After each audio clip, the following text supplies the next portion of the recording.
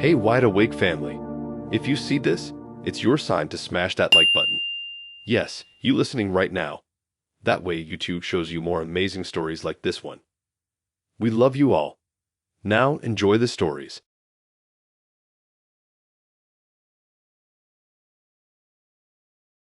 I matched with her on a random Tuesday night. Her profile was simple, no filters, no crazy poses. She had that kind of clean, confident look, hair in a bun, dealership uniform in one of the pics, leaning on a white car with a big grin. Her bio said she worked at a Honda dealership not far from me and that she loved long drives and spontaneous dinners. It sounded normal enough. She texted me first, which I liked, and the conversation flowed easily. She was quick, funny, kind of blunt, and didn't seem fake like most people on there. After a few days of talking, she said she'd pick me up Friday for dinner. Said she liked driving and that her baby was brand new. Friday came fast. I remember it being one of those warm evenings where it's not too hot, but still sticky enough to feel like summer's holding on. I was running late, spraying deodorant like I was fighting for my life, and by the time I stepped out, she was already parked outside. I don't know cars well, but hers looked expensive. Sleek black SUV, spotless, still had the paper tags hanging where the license plate should be. She rolled the window down and smiled. She looked even better in person. Chill outfit, hair down, light perfume that hit me as soon as I got in. The first thing I noticed when I got inside was that new car smell, strong and sharp, like it hadn't even been properly driven yet. The dashboard lights looked untouched. The seats didn't even have creases. I said something about it smelling brand new, and she laughed and said it was because she worked at the dealership and they let her test out the new models sometimes. I didn't question it. Sounded legit enough. The drive to the restaurant was normal at first. She had some R&B playlist playing low, one hand on the wheel, other resting on the gear shift. She was easy to talk to, open, chill, talking about customers she dealt with, annoying coworkers, random stuff about her dog. Everything felt casual. But as we drove, I started noticing small things that didn't really sit right, like she didn't have a key. She started the car with a push button, sure, but there was no key fob in sight. I figured it was in her bag, didn't think much of it. Then, when we stopped at a red light, I caught her glancing in the mirrors more than usual, like over and over, as if expecting someone to pull up behind her. I asked if she was okay, and she laughed it off, said she just hated tailgaters. We pulled into this Italian restaurant she picked. It wasn't fancy, more like one of those spots tucked behind a petrol station, but the food was solid. She parked right in front, no hesitation, front row spot. We walked in, ordered some pasta, and started eating. Everything felt fine again.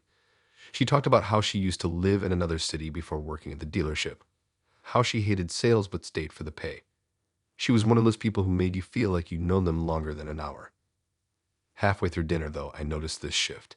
She kept glancing out the window, not just casually, like every couple minutes. Her phone buzzed a few times, and she ignored it. I asked if she needed to answer, and she just shook her head, forcing a smile. That uneasy energy started creeping in. About 20 minutes later, we heard sirens. Loud, close, way too close. At first, no one reacted. Sirens happen all the time. But then 3 police cars pulled up right outside the restaurant.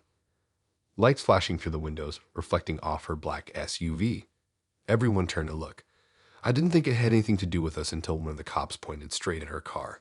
Another walked in through the door, hand already on his belt, talking into his radio. The waitress froze. The whole place went dead silent, except for the faint sound of forks clinking on plates.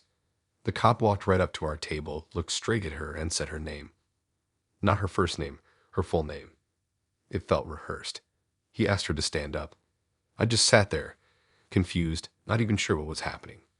She tried to stay calm, even smiled like it was some kind of mistake, but the second she stood up, 2 more cops came through the door. I could feel every eye in the restaurant burning into us. One of the cops told her to put her hands where they could see them, and she froze. She didn't fight it. She looked at me once, just once, with this look I still can't describe. Not scared, more like caught off guard that the night went this far. They cuffed her right there beside our table. The waitress backed up, whispering to someone near the bar. I asked what was going on, and one of the cops told me to stay seated. He said they'd explain after. Then they walked her outside, and I could see through the window how they opened her car door, looked inside, and started taking pictures. One of them checked the van on the dashboard. They all looked serious, like this wasn't some minor traffic stop. When they finally came back in, one officer asked me if I knew her well. I said no, I'd met her that night. He nodded like that's what he expected to hear. Then he told me the car she drove me in had been reported stolen from the dealership an hour earlier. Not borrowed. Stolen. She didn't work there at all. She had walked in that morning pretending to be a buyer, grabbed the keys during a test drive, and never came back. The dealership had been tracking it through GPS, which was how the cops found it parked right outside where we were eating. I didn't even know what to say. My brain was spinning. All that confidence she had, the way she talked about her coworkers, the small details about customers, it all sounded real. But it was all just filler. She must have planned the whole thing like it was normal, hoping to blend in by going somewhere public. They let me leave after taking my info, but I had to wait while they towed the SUV away. She was already sitting in the back of a squad car, head tilted down, hair falling over her face. She didn't say a word. The weird part. She didn't look angry or scared, just done, like she'd been through this before. I ordered a cab home, sitting on the curb watching them wrap up, and all I could think about was how close I came to getting pulled into something serious. If they hadn't tracked that car, I probably would have been in it when they found her. Imagine being on a date and realizing halfway through your pasta that your ride there was technically a stolen vehicle. When I got home, I deleted Tinder. Not because of her exactly, but because it hit me how little you really know someone, no matter how normal they seem. She made it look so easy, fake job, stolen car, calm attitude, like it was just another night. You'd never guess someone like her could pull something like that off.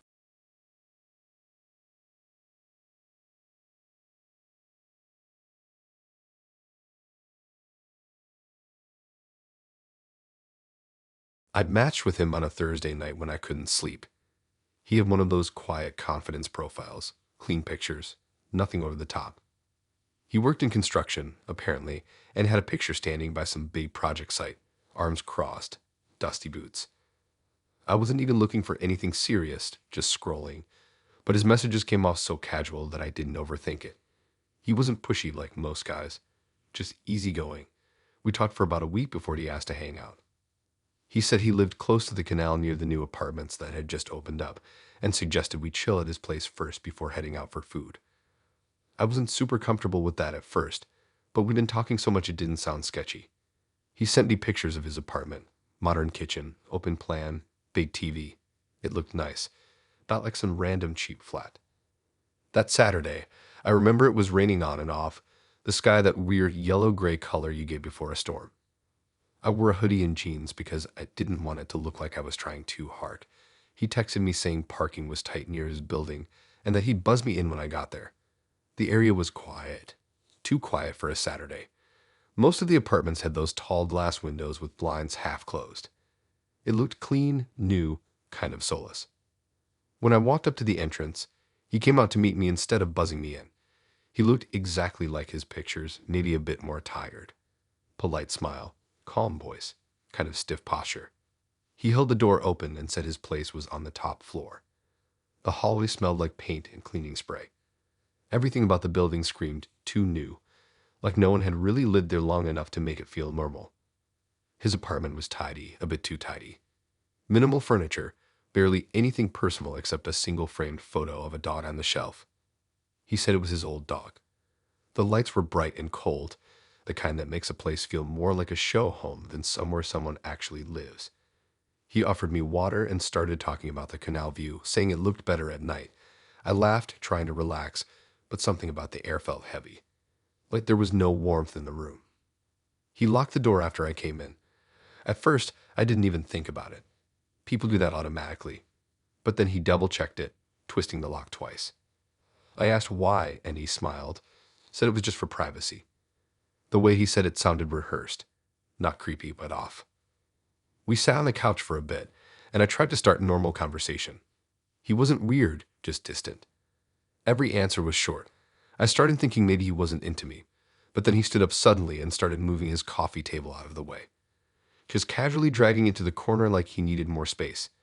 Then he picked up a chair and shifted it near the door. I asked what he was doing, and he said he just liked space when people were around. I laughed awkwardly, but inside my stomach was twisting. Something didn't feel right. The rain outside got heavier. I could hear it hitting the glass balcony doors. The sound of furniture scraping against the floor filled the room. He started breathing heavier, not like out of breath, but focused. It was the kind of moment where everything slows down and your brain starts warning you, but your body doesn't know how to react.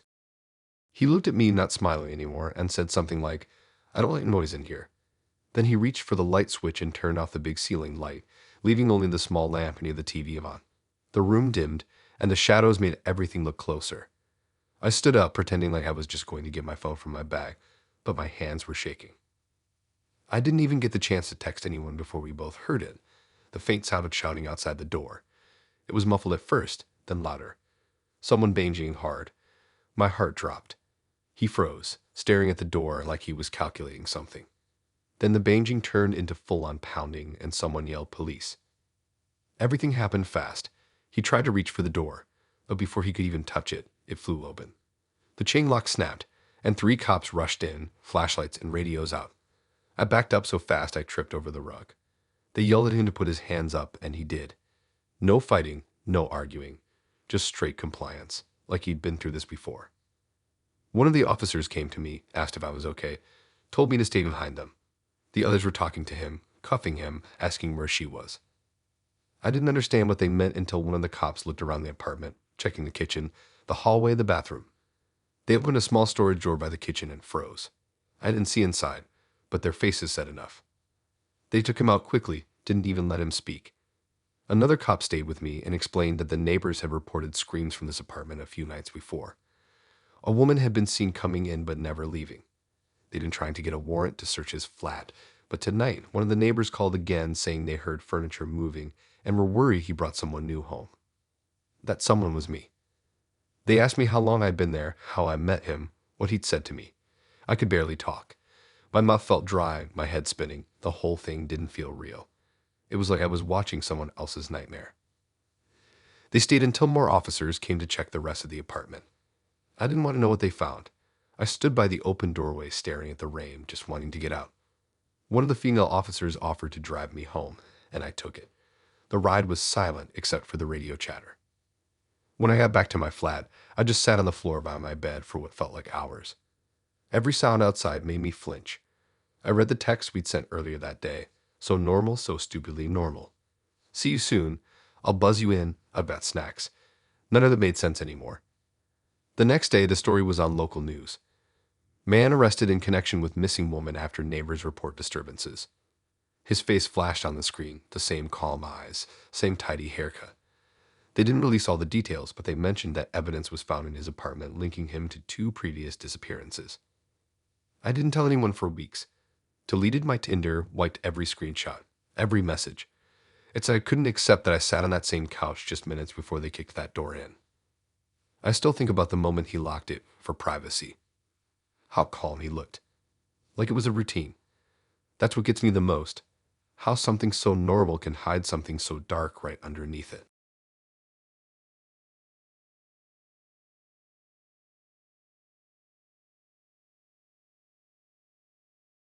I matched with her on a Sunday morning when I was half asleep and just scrolling for fun. Her profile was different from the usual ones. Every picture had her surrounded by dogs, different breeds, different places, even one where she was holding a leash in each hand like she ran a zoo. Her bio said professional dog walker, animal lover, and coffee addict. She looked normal enough, casual hoodie, no filters, friendly smile. I didn't think much of it. I swiped right, we matched instantly, and she messaged me first asking if I liked dogs. She had a lot of energy when she texted, the type that's kind of contagious. She told me she was always busy walking clients' dogs around the park but loved meeting new people. I thought it was pretty wholesome. After a few days of chatting, she asked if I wanted to grab coffee that week. I said sure.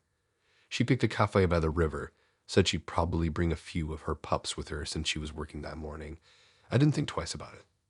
The day of the date, I showed up 10 minutes early, waiting near the outdoor seating area.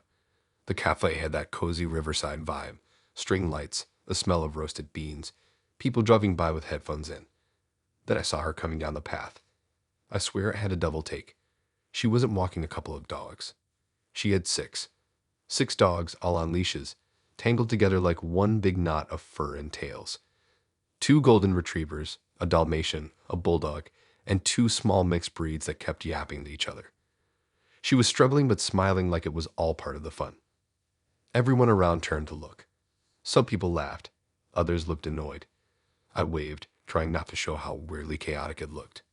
She walked up, panting, said something about them being a handful, but part of her job. The dogs surrounded me, sniffing everything, pulling in different directions.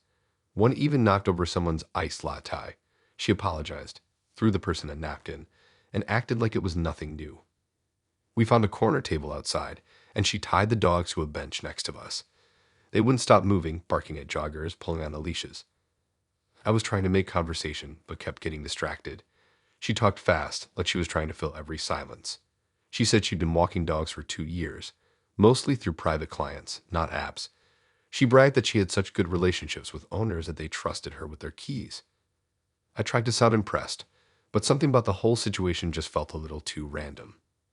The cafe staff clearly weren't thrilled. Every time a dog barked, people turned. One of the small ones almost bit another customer's sandwich when they walked by. She just laughed it off, said they were just hungry. The way she acted so casual about it made me think she must do this all the time. Still, there were moments where her energy dipped, like when her phone buzzed. Every time it did, she'd glance at it quickly, then turn it face down. About halfway through the date, she excused herself to go grab a treat bag from one of the dog's carriers. I remember noticing that none of the dogs had name tags. Not one. Just plain collars. That stood out to me because dog owners are usually obsessed with that kind of stuff. She came back, handed treats out, and started telling me stories about her regulars. She mentioned one named Bella who loved chasing ducks, another called Archie that once ran into a pond. But she mixed up details. At first, Bella was a lab, then suddenly Bella was a terrier. It was small, but I noticed. Then I saw the first police car. It passed by slowly, lights flashing but no siren, turning onto the street right next to the cafe. I didn't think much of it. A few minutes later, another one showed up. Then a van. It stopped right in front of the outdoor seating area. People started looking around. One of the officers got out and started talking to the barista through the window, pointing toward our direction. The girl froze mid-sentence. Her hand stopped halfway to the cup. She looked straight ahead but didn't move. Her breathing got shallow. The dogs started whining, like they picked up on something. She didn't say anything, just mumbled something about needing to fix their harnesses. I didn't know what to do. Then the police walked over. 2 of them. Calm but direct. They asked her name, and when she gave it, one of them nodded like he'd been expecting that answer. They told her to step away from the dogs. She stood up slowly, tried to laugh it off, saying she was just walking them for clients. But the officer said all 6 dogs matched reports from the park earlier that morning. Every single one had been stolen within an hour. Everyone in the cafe went silent.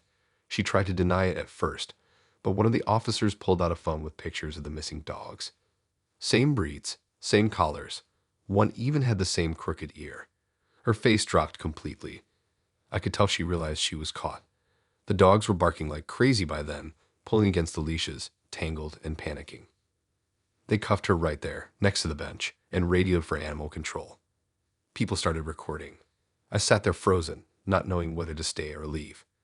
One of the officers asked if I knew her, and I said it was our first time meeting. They told me she'd been going around pretending to be a dog walker for weeks, scoping out parks early, waiting for people to get distracted, then untying dogs and leaving with them. Apparently, she'd already sold a few online under fake accounts. I couldn't process it. Just an hour ago, she was smiling, talking about how much she loved dogs. Now she was in cuffs while the dogs were being loaded into the van, barking and whining. After they took her away, I sat for a few minutes just watching the empty bench where the leashes had been tied. A table still had her half-drunk coffee and a napkin with doodles of paw prints she'd been absent-mindedly drawing while talking. The cop who stayed behind said they'd been looking for her for days. Multiple owners had reported missing pets, and they finally got footage from a nearby camera that caught her car at the park that morning. They tracked her phone to the cafe. He asked if she'd said anything suspicious before they arrived, but all I could think of was how normal she'd seemed. That's what messed with me, the way she could laugh and act totally calm while literally sitting there surrounded by stolen dogs. When I walked back to my car, I could still hear the barking echoing down the street as the van pulled away. I deleted the app that night again. It wasn't even about being scared, more just realizing how anyone can fake a whole life online. She didn't even slip once. I never read about her case after that. Didn't want to. Some part of me still remembers her walking toward me with all those leashes, smiling like it was just another normal day. Hey guys, really sorry to interrupt. If you're still listening, then you're enjoying the story so far. And if you are enjoying, then please hit that like button. That's all I ask of you. Thanks so much. Now back to the stories.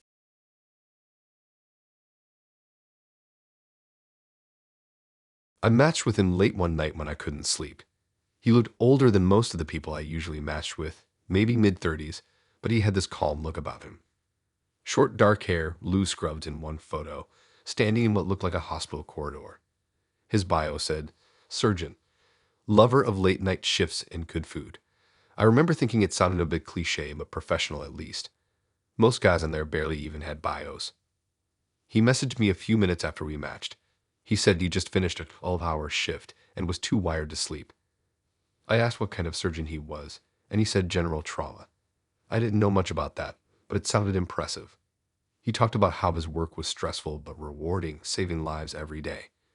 The way he described things made him sound humble, like someone who'd really seen the worst and just wanted peace. We talked on and off for a week. He wasn't flirty, just calm, direct. He said he wanted to meet, but that his schedule was unpredictable because of work.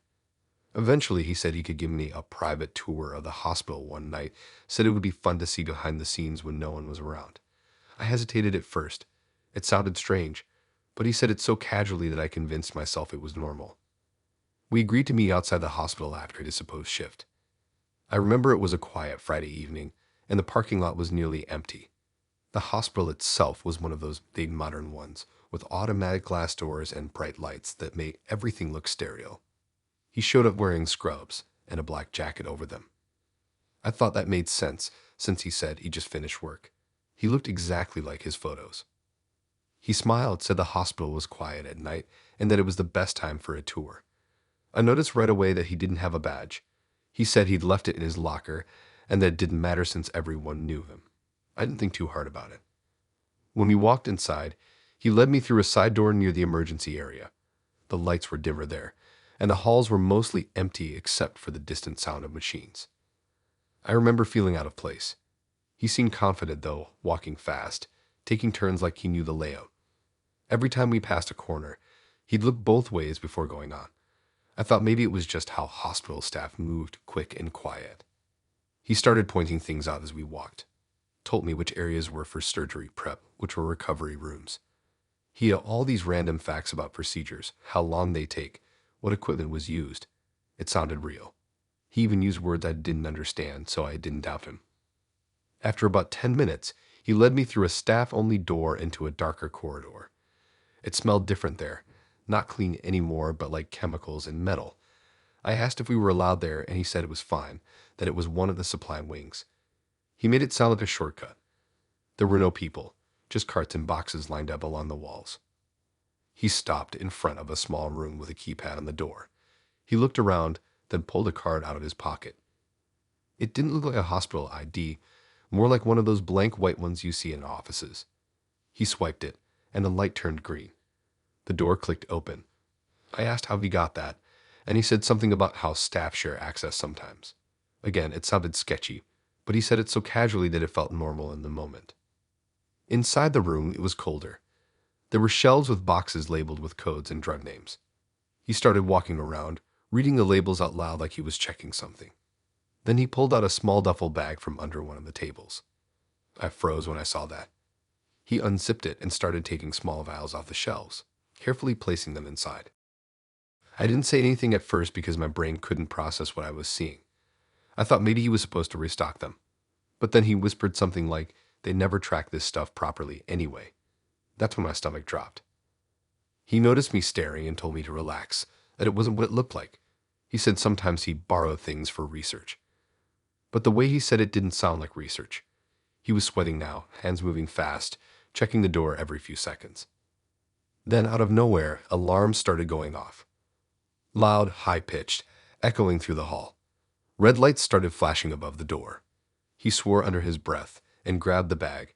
I could see panic hit him instantly. He told me to follow him, but I didn't move. I just stood there frozen as he ran toward the back door. Within seconds, a hallway filled with noise, voices shouting, footsteps, the sound of radios crackling. He bolted out a side exit, disappearing through another door. I backed against the wall as 2 security guards ran in. One yelled at me to show my hands, and I did, shaking so bad I could barely speak. They asked what I was doing there, and I told them the truth. It turned out the hospital had been hit multiple times that month by someone sneaking in through staff entrances, stealing controlled drugs from restricted rooms. They'd been reviewing camera footage trying to catch him, and that night, the alarms had been triggered by a motion sensor he didn't expect. They reviewed the footage later and saw him entering the building with me. They thought at first I was part of it, but after questioning, they realized I was just some idiot who fell for his story. They said the badge he used was fake, and his scrubs were stolen from another hospital 2 towns over. He wasn't a surgeon. He wasn't even in the medical field. Just someone who learned how to act like it. The worst part was realizing how many details he told me that made him sound real. The way he talked about shifts, the names of equipment, even random stories about patients. He must study the whole act. The cops said he was likely selling the drugs he stole, mostly painkillers and sedatives, to clinics under fake paperwork. I left that night feeling sick. They had to take a statement, and I sat in one of those waiting chairs near the ER for what felt like hours. Every doctor and nurse that passed by looked so normal, so calm, and all I could think about was how close I got to walking straight into something serious without even knowing it. He was caught 3 days later trying the same thing at another hospital. They found the fake badges, uniforms, even his duffel bag filled with stolen drugs. The photo they released of him on the news didn't even look like the same person. I deleted Tinder again, not because I was scared of dating, but because that night taught me how easily someone can build a whole lie and live inside it. He didn't even flinch when pretending. He was confident, practiced, like it was second nature. Sometimes I think about the moment he said he'd show me behind the scenes. I thought he meant a harmless tour. Turns out I was literally standing in the middle of a crime scene waiting to happen.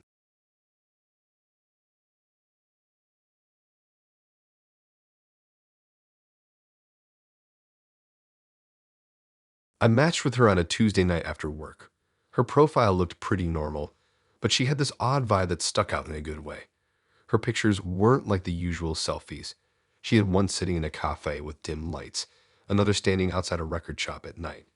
Her bio said something like, "I like quiet places, late coffee, and people who listen." She looked confident, not fake or filtered, and her messages were weirdly charming. She messaged first. She asked what my favorite cafe was and said she loved finding hidden spots around the city. I said I liked this one near the station, and she said she knew it. The conversation moved fast. She said she preferred meeting in person instead of texting too long because it felt more real. I didn't see any problem with that. She said she knew a private cafe we could meet at, somewhere quiet where no one else would bother us.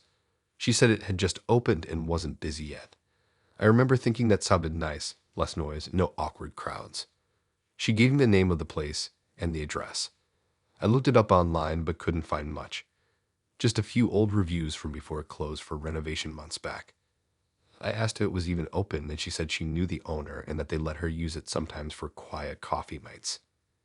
It sounded random, but the way she said it made it sound believable. We planned to meet at 8 p.m. It was early winter, so it got dark fast. The cafe was in a quiet area near the edge of town, next to a row of shops that looked half abandoned. I got there a little early. The street was empty, just a few flickering lights and the sound of cars in the distance. The cafe had a sign that said, "Temporarily closed," taped to the window, and the windows were covered halfway with paper. The door was locked. I messaged her asking if I was at the right place. She replied instantly saying she was already inside. That didn't make sense, but before I could ask again, I saw movement inside. A small flicker of light lighted a candle. Then I saw her silhouette walking toward the door. She unlocked it and smiled, telling me to come in quick because the wind was cold. Inside, it smelled faintly like paint and wood. The lights didn't work, and the only light came from candles scattered across the tables. There must have been at least a dozen of them, all burning low. I asked how she got in, and she said the owner had given her the keys while they were still renovating. I didn't fully buy it, but I told myself it wasn't that deep. We sat at one of the tables near the back, and she started pouring coffee from a thermos she brought. The cups on the table looked like they belonged to the cafe, but they were dusty, like they hadn't been used in a while. I noticed some of the chairs were stacked in the corner, and there were drop cloths covering parts of the floor. She didn't seem to care. She just kept talking about how quiet it was, how much better this was than a crowded place. It felt weird, sitting in a closed cafe lit by candles, but she was so calm it almost made me feel dumb for thinking it was off. She talked about how she used to work in coffee shops, how she always wanted to own one someday. Her voice was soft, almost too quiet for the space. After a few minutes, she stood up and started moving the candles around, adjusting them like she was setting up for something. I asked what she was doing, and she said she wanted the light to look better. She moved a few chairs, dragged one closer to the middle of the room, and told me to sit there instead. I laughed it off, saying it was fine, but she insisted. The air started feeling heavier. The silence outside made every sound inside echo. I started noticing details. The door didn't have a key on the inside, the cash register was covered in dust, and the back door was blocked by stacked boxes. Then I heard it, a faint beeping sound coming from behind the counter. I looked at her and she froze. She tried to ignore it, but it got louder. I asked what that was, and she said not to worry, it was probably just the fridge turning on. But it wasn't. It was the alarm system. The beeping turned into a shrill ringing that echoed through the whole place. She panicked. She dropped one of the candles, spilling wax onto the floor, and started rushing toward the counter. I stood up, heart pounding, asking if she actually worked there. She didn't answer. She grabbed her bag, trying to shove something inside it. Keys, maybe tools. I couldn't tell. Within a minute, the sound of sirens came from outside. Blue and red lights flashed through the window paper. She started whispering something to herself, pacing, then turned to me with this look that was part anger, part desperation. She told me to follow her out the back. I didn't move.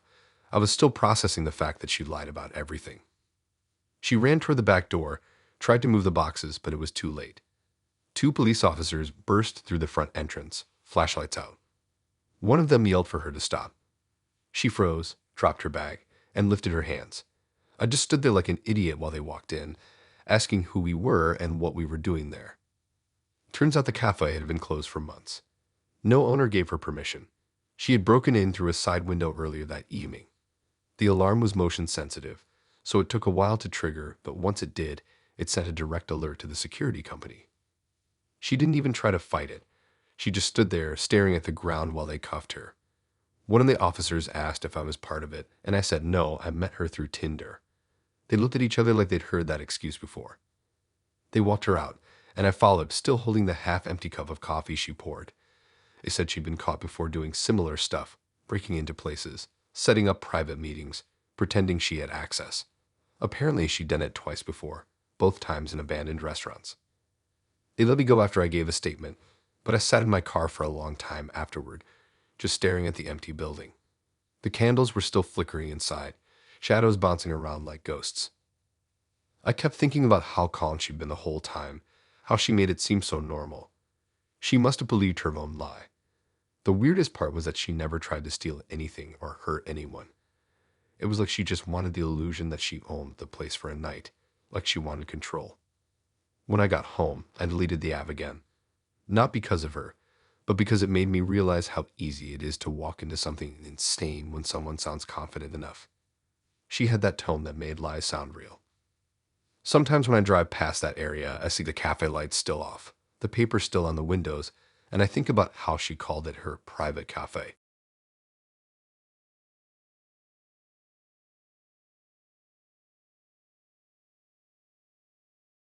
I matched with him on a Thursday night after scrolling through profiles out of boredom.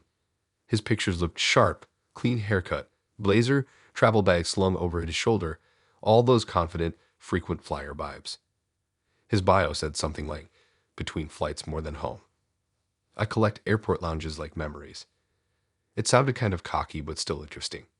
He said he worked in corporate logistics for an airline and traveled constantly. We started talking that same night. He was funny, casual, and knew how to keep a conversation going without being awkward. He told me he was flying out for work the next day, but would be back in town for the weekend. Then he asked if I wanted to grab a coffee when he got back. I said sure. He sent me pictures from airports like proof that he really did travel for work. Him sitting by big windows, boarding passes half visible, those little plain emoji captions. When Saturday came, he texted saying he had a few hours before another flight and wanted to meet at the airport instead of in town. Said he could get me into the VIP area where it was quiet, free drinks, the works. It sounded odd, but kind of exciting. I'd never even been in a VIP lounge before, so I thought, why not? He picked me up near the station and drove us straight there. He had one of those small carry-on bags with airline tags still on it. I asked what flight he was catching, and he said he was heading to Zurich for a short meeting. His tone was so casual I didn't even question it. When we got to the airport, he parked in short stay, flashed a small card at the parking booth, and we walked in. Everything about him screamed seasoned traveler. He moved fast, cutting through crowds, greeting random staff like he'd done this 1,000 times. He led me toward the security area and said he had a special pass that let him bring guests into lounges without a ticket. I'd never heard of that, but he said it with so much confidence that it felt legit. We went through a side hallway that looked like an access area for staff. He showed a card to the guard standing there, some laminated badge with his name on it. The guard glanced at it quickly and waved us through. I remember walking behind him thinking, this guy really has connections. The hallway was plain, white walls, airport logos on doors, the faint sound of planes outside. He turned down another hall, swiped the same card on a keypad door, and it beeped green. We stepped into this quiet, dimly lit lounge with fancy chairs, glass walls, and a snack bar that looked untouched. He grinned, said this was the VIP zone. There was no one else in there, which I thought was strange, but he said it was early and they usually didn't open it fully until later. We sat down on one of the couches, and he started talking about travel, business deals, and random stories about airports in different countries. He sounded so believable, throwing in random jargon about flight rotations and crew schedules. But small things started to feel off. There were no staff anywhere. No one at the bar. The TV on the wall was off. The lights near the far end flickered. It didn't look like any kind of VIP area I had imagined. Then, about 20 minutes in, he stood up and said he'd grab us some champagne. He walked behind the counter, started opening drawers, looking through cabinets. I laughed at first, thinking maybe he knew where things were, but it didn't seem right. The fridge was empty. There were no supplies.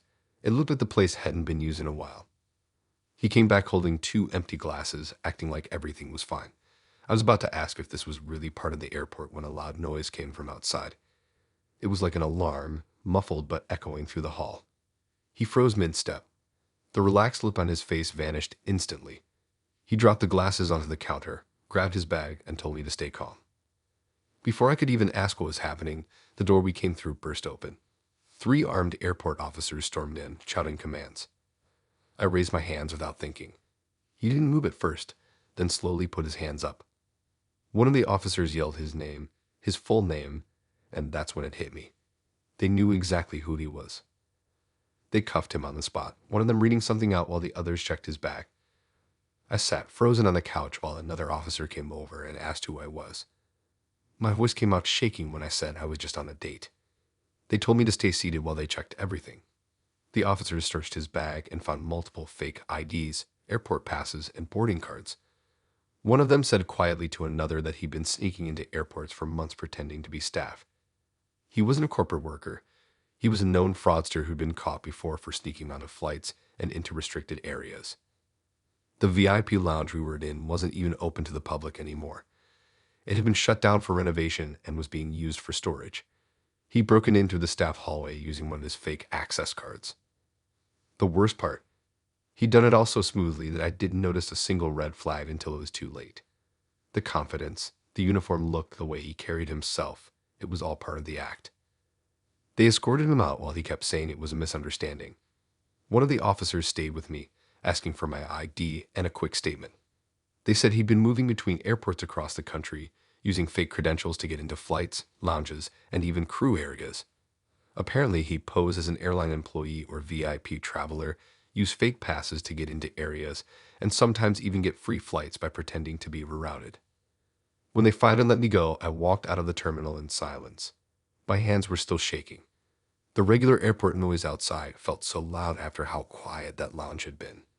People were lining up at check-in, dragging suitcases, rushing around, and I'd just been sitting in a locked lounge with someone who didn't even belong in the building.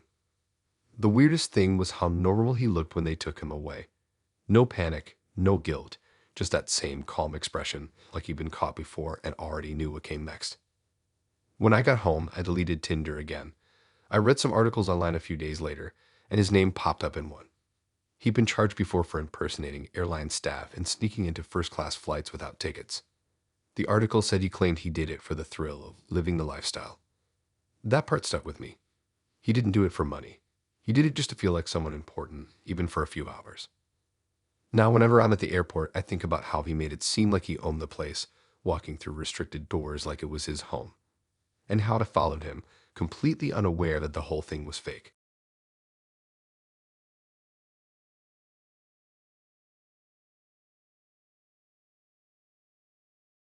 I matched with her on a random Sunday afternoon. She stood out because her pictures actually looked real. No filters, no over-edited lighting, just her standing in front of event setups, balloon arches, floral walls, tables covered in candles. Her bio said she was an event decorator and that she ran her own small business doing weddings and corporate parties. It looked legit. I figured that was better than matching with someone who only had mirror selfies and Snapchat quotes. She texted first. She said she liked that my profile didn't look like every other guy's. We started talking about random stuff, movies, food, what kind of music we liked. She mentioned that she had a big setup that week and that she'd been working nonstop. I told her it sounded stressful, and she said it was worth it once she saw it all come together. Then she said something like, "You should come see what I'm working on. It's actually kind of cool." I didn't take her seriously at first, but a few days later she texted again, saying she was finishing up a job that night and that I could come by to see the setup before she packed it away. She said it was in a warehouse on the edge of town, and I could meet her there after 8 p.m. It sounded weird, but not creepy. I thought it might be like a surprise romantic idea, just her showing off her creative side. I didn't know her well enough to say no without sounding awkward, so I said sure. The warehouse was in an industrial area near the old motorway, not far from a line of car repair shops and storage units. It looked abandoned at first. Big metal doors, no signs, no lights outside except for a flickering street lamp. I messaged her saying I was outside, and she texted back instantly saying she'd come open the door. When she did, she was wearing an oversized hoodie and leggings, her hair tied up. She looked exactly like her pictures. She smiled, said I was early, and told me to come inside. The first thing I noticed was the smell, plastic, glue, and something sweet like fake perfume. The place was lit by a few string lights and lamps at unfolding tables. It looked half decorated, like someone had started a party setup and never finished it. She said she'd been decorating for a private event that got postponed and that everything was still there from earlier. I saw balloons, tables draped with white cloths, boxes stacked near the back. She walked ahead of me, talking about how she liked to personalize every theme and how clients always requested last-minute changes. She sounded proud, like she loved her job. But then I noticed something odd. The boxes didn't have event supplies. They had brand logos on them, Gucci, Chanel, Prada. Dozens of them stacked neatly to the ceiling. Some were half open, and inside I could see handbags wrapped in plastic. At first I thought maybe she was decorating for a fashion event, but there were too many of them, and they didn't look like official stock. I asked if she was doing an event for a designer, and she hesitated before laughing it off. She said they were just props, fake display items for themed parties. I nodded, pretending to believe her, but it didn't make sense. Why would anyone need hundreds of fake designer bags for one event? She walked to one of the tables and started unboxing a few of them, laying them out neatly like she was preparing a display. She told me some clients liked to rent them for photo shoots. I didn't say anything, but the more I looked around, the more obvious it became this wasn't decoration work. This was something else. The back of the warehouse had open crates full of wallets, watches, even shoes. Every logo you could think of. They all looked real, almost too real. Some still had barcode stickers. I could see a small printer and stacks of packaging materials next to them. My heart started pounding a bit faster, but I stayed quiet. She was talking casually the whole time, explaining how she styled events, but her hands were shaking slightly when she unwrapped one of the bags. I could tell she was nervous about something. Then, out of nowhere, a loud banging came from the other side of the building. Not from inside, outside, like someone hitting metal hard. She froze. I turned toward the sound, but she didn't move. Then another noise, this time a voice shouting. It wasn't clear at first, but it sounded like an order being yelled. Before I could process what was happening, the sound of boots and radios echoed from outside. Someone shouted police loud enough for it to cut through the walls. She dropped the bag she was holding and whispered something like, "They weren't supposed to come tonight." My stomach sank. The next few seconds were chaos. She ran toward the back door, yelling that she had to grab something. I just stood there frozen, hearing the sound of a door being forced open. The metal screeched as it swung wide, and suddenly flashlights filled the room. Officers flooded in, guns drawn, shouting commands. I raised my hands immediately. They ordered everyone to stop moving. She was halfway across the room, holding a duffel bag, but when they pointed their lights at her, she dropped it. Within seconds, she was on the ground with cuffs on. They asked who I was, and all I could say was that I was just on a date. The officer looked at me like he'd heard it 100 times before. They spread out through the warehouse, checking every corner. One of them unzipped a box, pulled out a bag, and looked at the label. He said they'd been tracking the counterfeit operation running out of that exact spot for months. Luxury fakes being shipped overseas and sold online. Apparently, she wasn't just involved. She was the main distributor, using fake event bookings as a cover for moving stock between warehouses. They found more in the back: fake receipts, brand labels, even molds for logos. I sat on one of the tables while they took my statement, trying to piece it all together. She kept her head down while they talked to her. Every bit of confidence she had earlier was gone. They led her out to one of the police vans, and I watched from the doorway as they loaded boxes into another truck. The flashing lights lit up the whole street, reflecting off the shiny plastic wrapping on the fake bags. When they were done, one of the officers told me I could go. He said I was lucky I hadn't touched anything, because if I had, it would make things messier legally. I just nodded and left. The drive home felt unreal. I kept thinking about how normal she seemed, how she laughed, how she talked about her setups. It all sounded so believable. She really had me thinking she was just a creative type trying to build her business. A few days later, her profile disappeared, but the news didn't. There was an article about a woman arrested for running a fake luxury goods ring worth hundreds of thousands of dollars. The photo was grainy, but it was definitely her. Now, whenever someone tells me about their business, I always think about that warehouse. The flickering lights, the rows of fake designer bags, the smell of glue, and how she smiled while surrounded by a crime scene waiting to happen.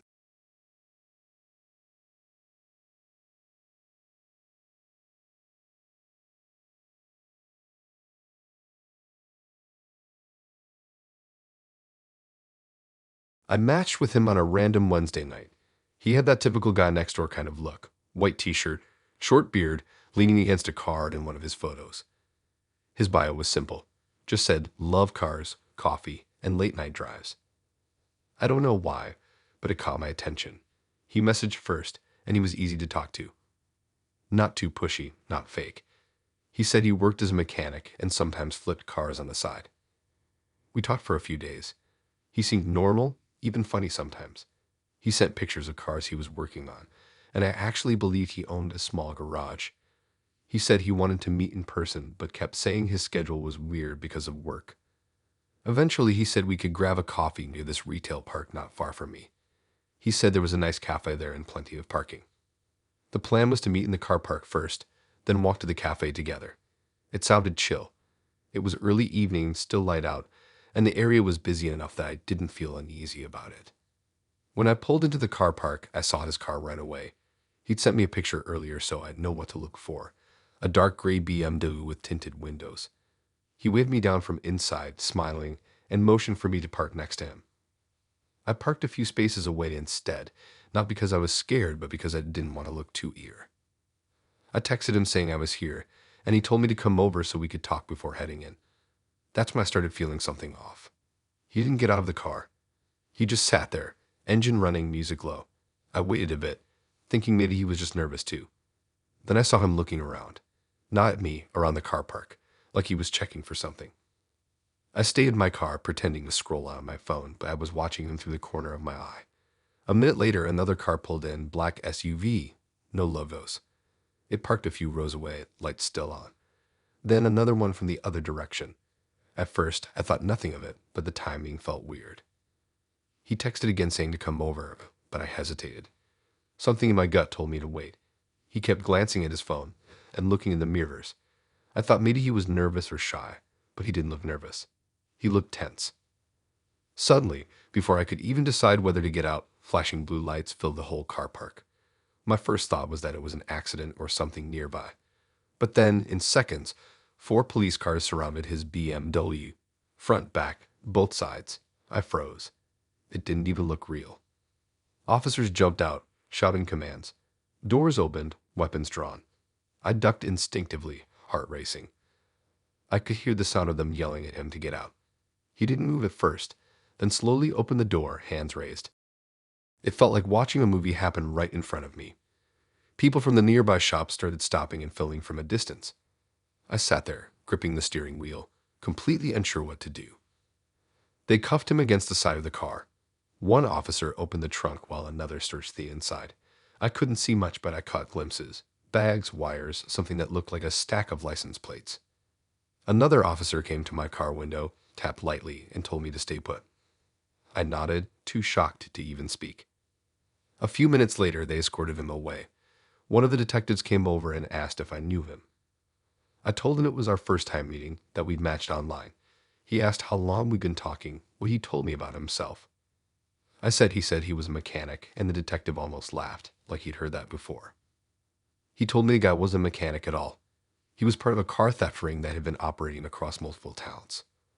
They used fake profiles on dating apps to meet people, mostly women, and arranged casual meetups in public car parks or near garages. It made them look like they were just normal people out for a date. But while they waited, one of their friends would be nearby stealing cars, swapping plates, or transferring stolen parts between vehicles. The police had been tracking them for weeks, and tonight, they finally caught him in the middle of it. Apparently, the BMW he was in was stolen too, taken from a dealership a few days before.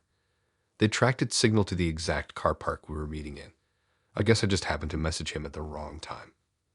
The detective said they'd been monitoring his messages and noticed he arranged to meet someone tonight. Me.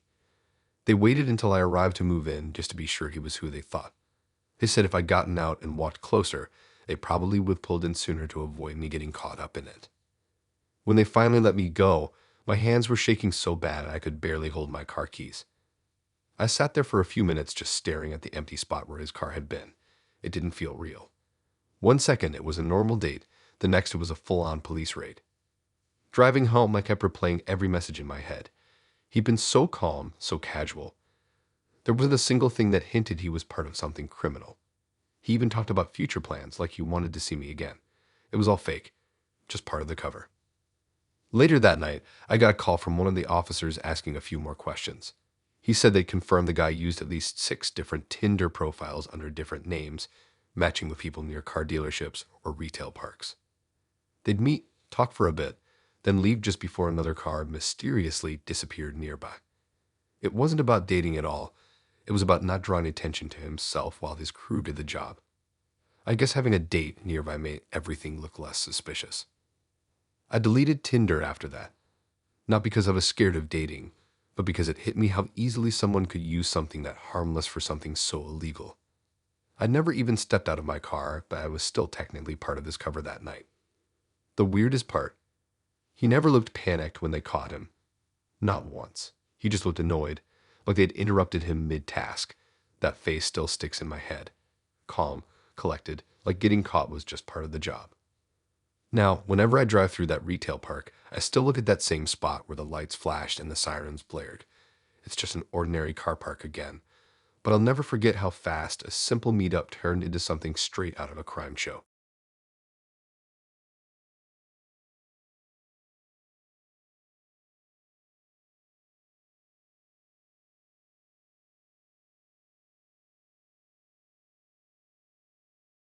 I met her on a Thursday night, the kind of random match you don't think much of.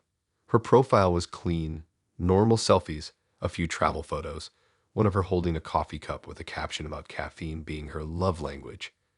She didn't seem fake, no obvious filters, and her messages were funny. We talked about the usual stuff: work, food, favorite places in town. She said she worked part-time in marketing and freelance doing event photos on weekends. Everything about her came off casual and easygoing. By Saturday, we agreed to meet for dinner. She picked a small restaurant near the river, one of those quiet places where you could actually talk without shouting over music. She sounded excited but kept asking if I minded doing something low-key. I said I was fine. I got there a little early. It was one of those cozy restaurants. Dim lighting, soft music, just a few tables filled. She arrived a few minutes after me, wearing a beige jacket and carrying a small bag. She looked a little nervous when she walked in, but I thought that was just first date jitters. She smiled, hugged me, and we sat down. At first, everything felt normal. We ordered drinks and started chatting. She laughed a lot, but I noticed she kept checking her phone. Not just glancing, full on unlocking it, typing, and flipping it over again like she didn't want me to see what she was doing.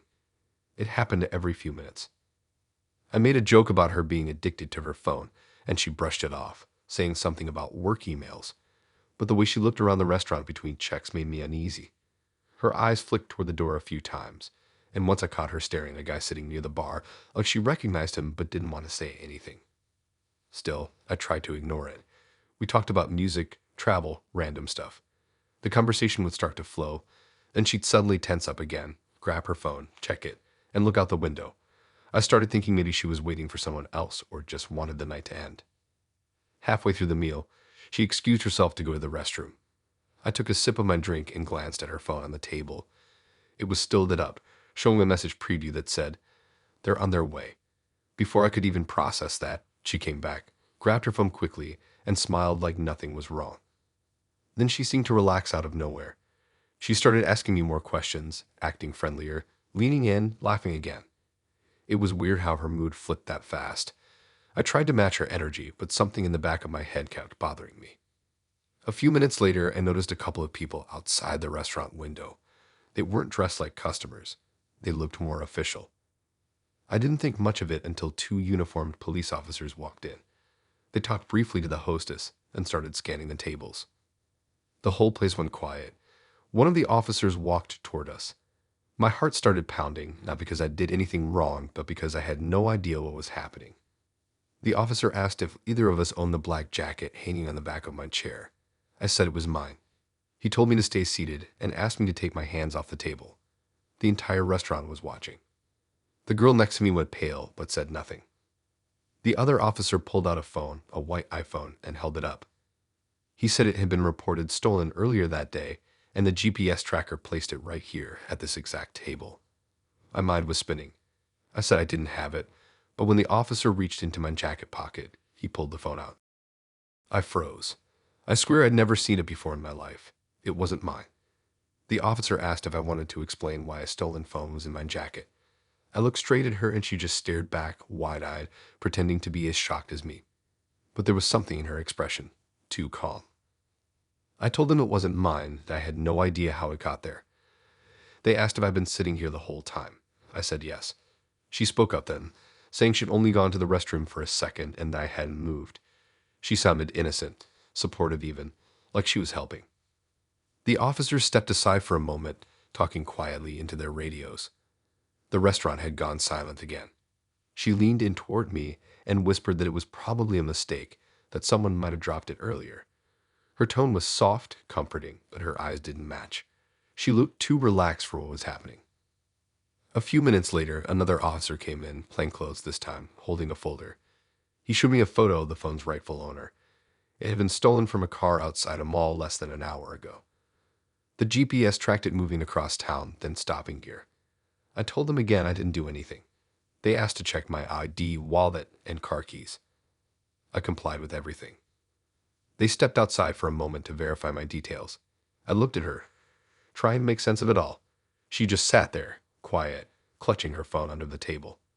Then she said softly that she hoped it didn't ruin our night. That's when it clicked. I remembered her going to the restroom and leaving her jacket on her chair. Mine had been hanging right next to it. She must have switched something or slipped that phone in my pocket when she got up. The officers came back, said my record was clean, but they'd need to review the restaurant's security footage. They asked both of us to stay while they checked it. She nodded quickly, acting cooperative. I felt sick. 10 minutes later, the officer came back looking serious. He said the footage showed her walking back from the restroom, pausing by my chair, and leaning slightly toward my jacket before sitting down. When they confronted her about it, she started crying instantly, saying it was a misunderstanding. But they'd already pulled her phone records and found messages linking her to a known phone theft group that sold stolen devices online. Apparently, their trick was simple.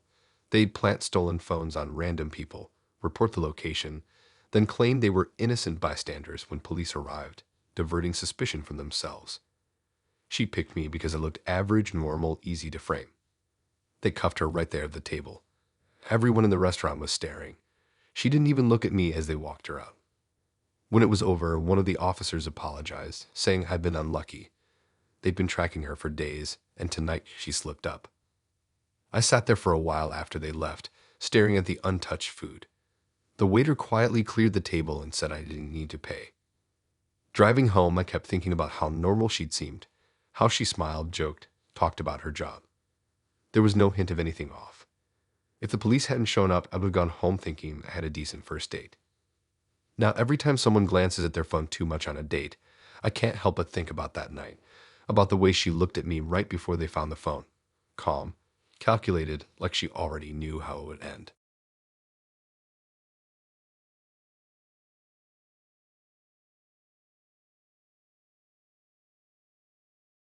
I matched with him on a random Friday night when I was bored and half scrolling through profiles. His pictures looked pretty normal, one by a city skyline, one at a rooftop bar, and another with a camera hanging from his neck. His bio said he loved photography, sunsets, and quiet views. That sounded harmless enough. He messaged me first, asking if I liked city lights. It was such a random question that it actually started a good conversation. He told me he worked freelance with tech companies and did photography on the side. We talked about travel, city spots, and late night views. He kept mentioning how peaceful rooftops were, how they gave him time to think. He had this calm way of typing, never over the top, never too flirty. It made him seem mature, safe even. After 2 days of talking, he said I should see the skyline from his building sometime. He said he lived in a tall apartment block just outside the city center, and from the roof, you could see everything, lights, towers, the river in the distance. I wasn't sure at first.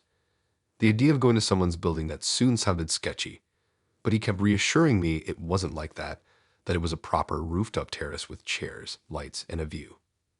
I said maybe, and he said Saturday would be perfect because it was supposed to be clear skies. By the time Saturday came, I convinced myself to go. He seemed too normal to be weird. He met me downstairs by the entrance. The building looked nice, modern, glass doors, security cameras. He wore casual clothes, smiled, and had a calm voice. Nothing about him screamed creepy.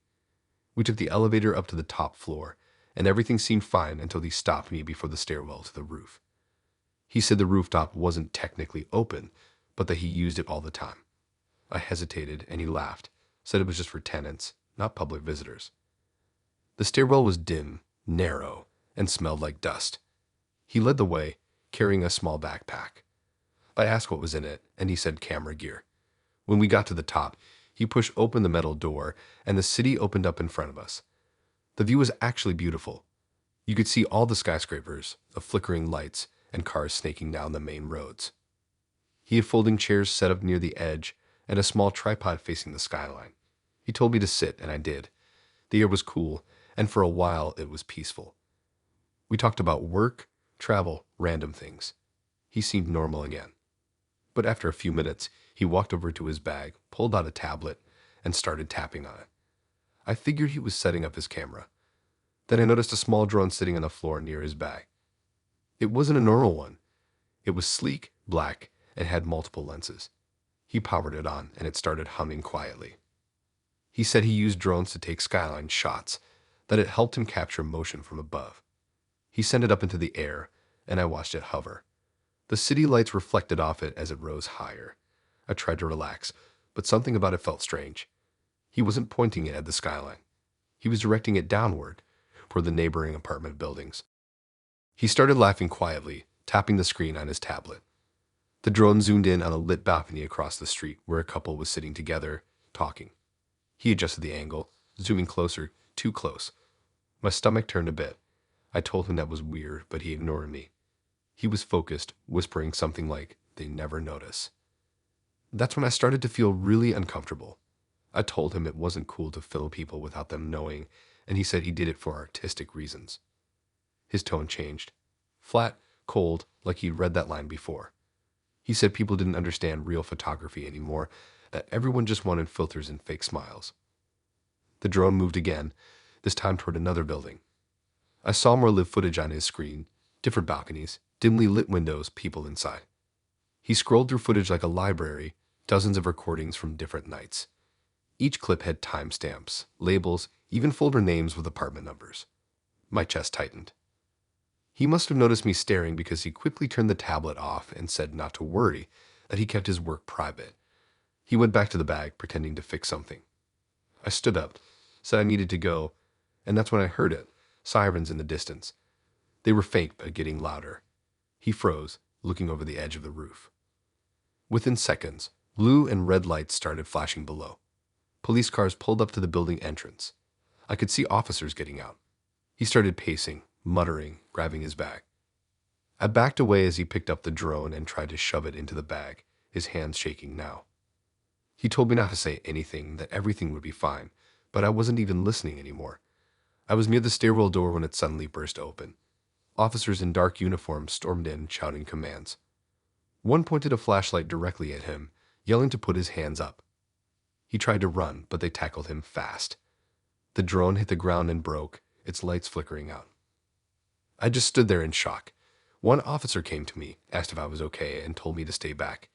They cuffed him and went through his bag, pulling out memory cards, multiple phones, and a small hard drive. It turned out he'd been under investigation for months. The police said he wasn't a photographer at all. He'd been using drones to spy on people through apartment windows and balconies, recording couples in private moments. He'd then use the footage to blackmail them for money or favors, claiming he'd leak it online if they didn't pay. He used dating apps to meet new people and bring them up to the rooftop so it looked like he was just taking pictures with company, not sneaking around alone. It helped him blend in. I gave a statement, but I could barely focus. The officers said the hard drive had hundreds of clips, some dating back over a year. I kept thinking about how calm he'd been the whole night, how he talked about peace and quiet while literally filming people without their knowledge. When I finally left, they were still searching his stuff. I walked out of the building and saw the drone's broken shell lying on the pavement, half crushed. The city lights reflected off it like it was just another piece of junk. Driving home, I couldn't stop replaying his words about capturing real life. It made my skin crawl knowing he said that while sitting next to me, watching other people's lives like they were his entertainment. Now, whenever someone talks about rooftop views or city skylines, all I can think about is that night, the empty chairs, the cold wind, and the way the sirens echoed through the city before anyone even realized what he'd been doing up there.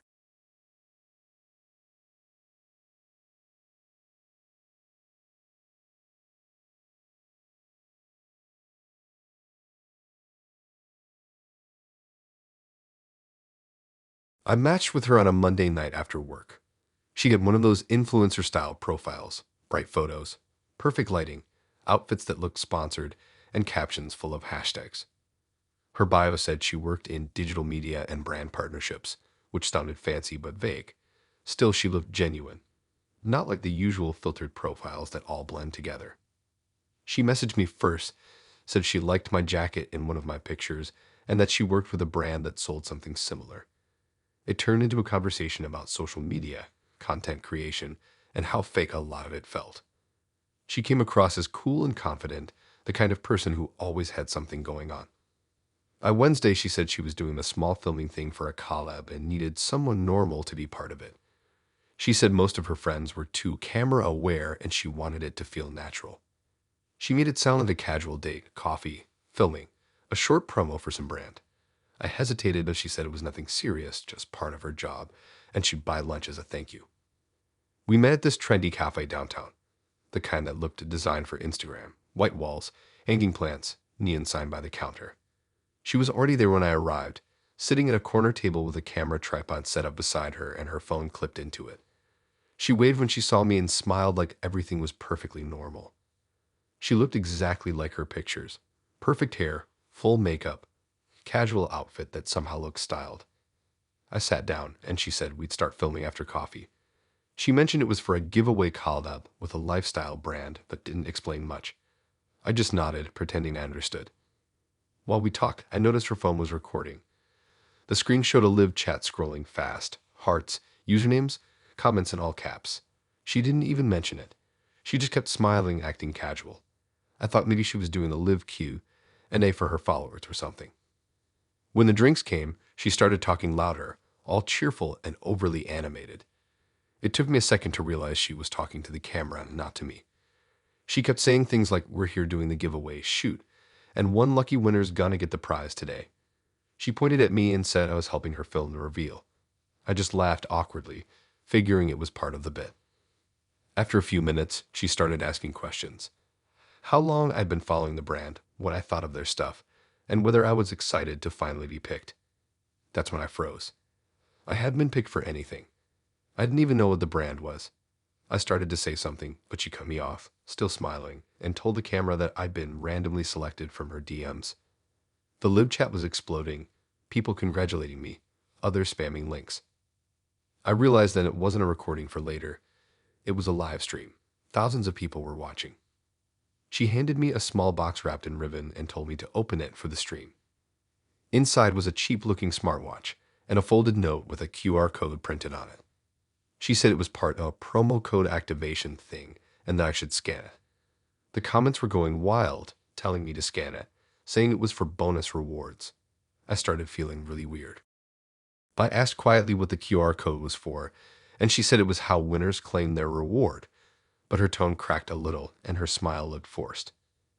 While I was holding the paper, I noticed something in the live chat that made my stomach drop. People were posting things like, "Just sent my deposit," and "How do I claim my bundle?" Another comment said, "Mine still says pending." It clicked right then. This wasn't a giveaway. It was some kind of fake promo scam, and I was being used as the winner to make it look legit. I put the paper down and asked if this was real. She kept smiling, but her voice dropped, telling me to just play along, that it was good publicity. My heart started pounding. She kept glancing at her phone, clearly watching the live comments. I looked around the cafe. A few people had noticed the camera setup. The barista looked annoyed, but didn't say anything. I told her I wasn't comfortable being on camera if this was a scam, and that's when her whole mood shifted. She stopped smiling completely, leaned closer, and whispered that if I ruined her stream, she'd make it messy. Before I could even respond, the cafe door swung open and two plainclothes officers walked in. They didn't look like customers. One of them went straight to the counter showing a badge, while the other walked toward our table. My brain froze. The officer asked her name, and she tried to act confused, pretending she was just filming content. He told her the live stream had been flagged multiple times for fraudulent activity. Apparently, viewers had been reporting that the giveaway required payment links that led to fake charity sites. They'd been tracking her for weeks, trying to pinpoint her location during a live broadcast, and tonight they finally did. She tried to act calm, saying it was a misunderstanding, but her hands were shaking. The officer grabbed her phone off the tripod and turned it around. The screen showed over 15,000 people still watching. The live chat exploded once they realized what was happening. They told her to stand up and she started crying, begging them not to take her camera. She said her brand deals were real, that it was just a misunderstanding. The officers didn't buy it. They asked if I was involved, and I quickly said no, that I'd met her through Tinder. They asked for ID and made sure my details didn't match any of the accounts linked to the stream. People in the cafe were staring. The whole thing felt surreal. She kept saying I'd known about it, that I was part of the stream, trying to drag me down with her. The officers ignored it and cuffed her. They said she'd been using live streams to trick people into sending deposits for fake giveaways, phones, tablets, vacations, anything flashy enough to bait clicks. She used random Tinder matches to play the winner so it looked authentic, making it seem like normal people really got the prizes. They took her out while she was still screaming about losing her followers. One officer stayed behind to get my statement. He said she'd been doing it across multiple platforms, deleting accounts every time the heat caught up. They'd finally traced the bank links to her name. After they left, the cafe went quiet. Her phone and tripod sat on the table, still streaming for a few seconds before the feed cut off. The comment section was chaos, people calling her a fraud, others saying they'd lost money. I sat there for a while, just staring at the screen before it went black. The barista came over, told me not to worry about paying, said that was the weirdest thing they'd seen all week. Driving home, I couldn't stop thinking about how easy it was for her to make it all look real. The setup, the attitude, the fake confidence, it all looked like normal influencer stuff. She had me believing it was a harmless call-up when in reality she was streaming the scam in real time. Now, anytime someone mentions brand partnerships or giveaways, I feel my stomach twist. All I can see is that cafe, or fake smile, and the moment her stream got shut down live in front of thousands of people.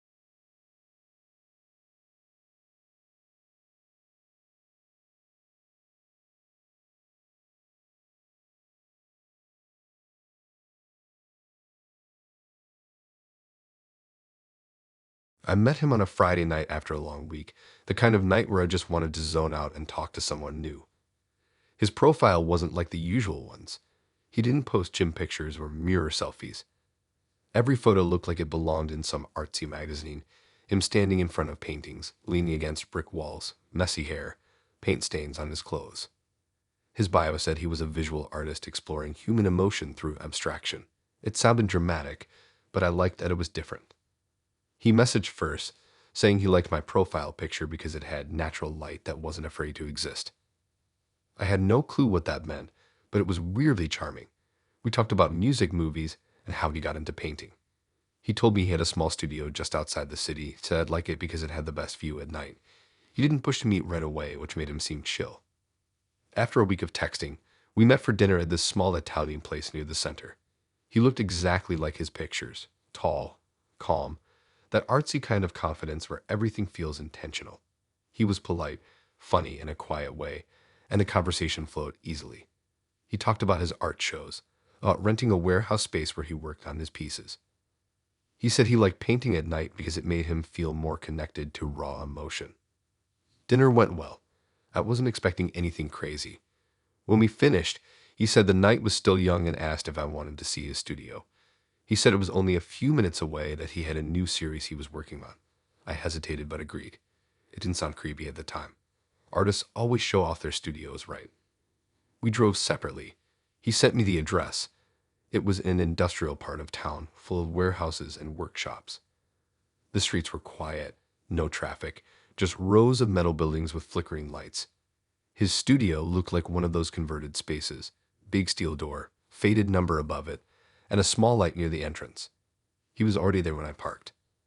He greeted me with the same calm smile and unlocked the door with a card scanner. The second I stepped inside, it smelled like oil paint and something metallic. The space was dim, lit by a few hanging bulbs. Large canvases leaned against the walls, some covered with sheets. There were half-finished sculptures, stacks of brushes, and tools scattered everywhere. He told me to make myself comfortable while he grabbed something. I walked around, pretending to admire the art, but most of it was strange. Faces with no eyes, distorted bodies, streaks of dark red paint everywhere. It looked less like expression and more like chaos. I tried to convince myself that's just how art works sometimes.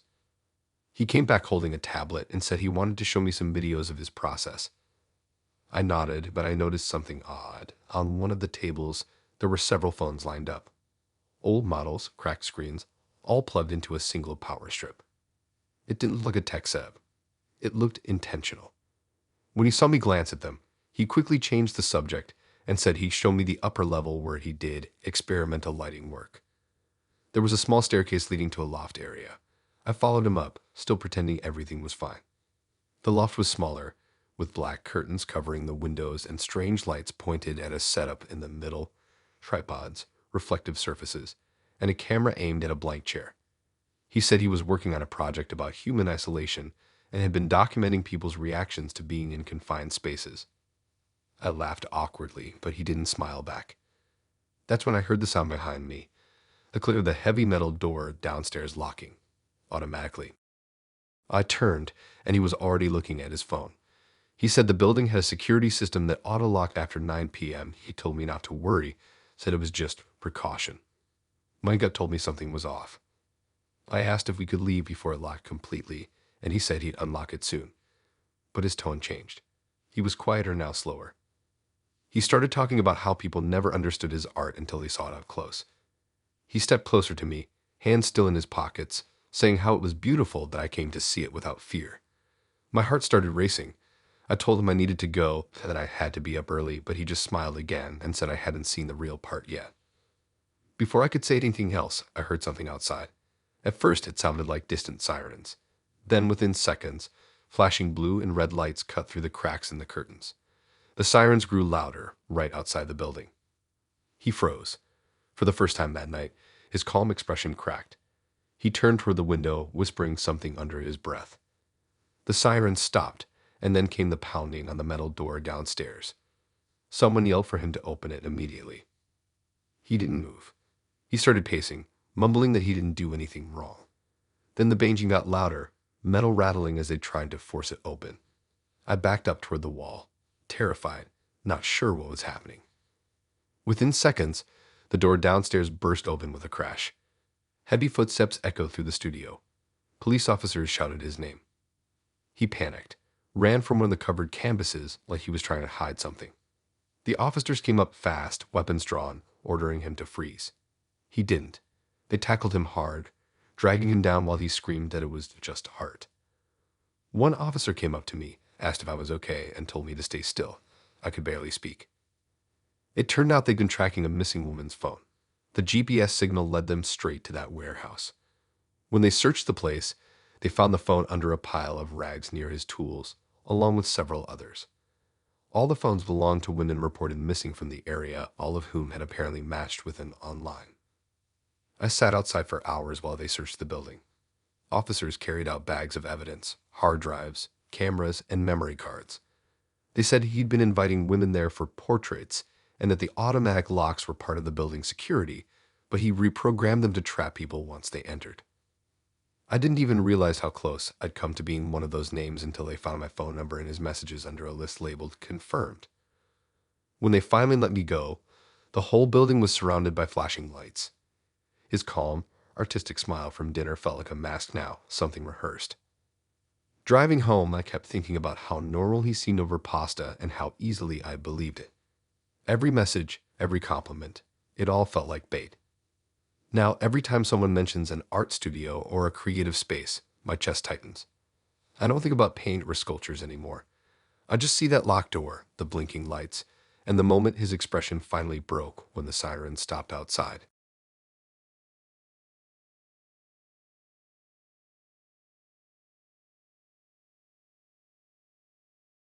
I matched with her on a random Sunday afternoon.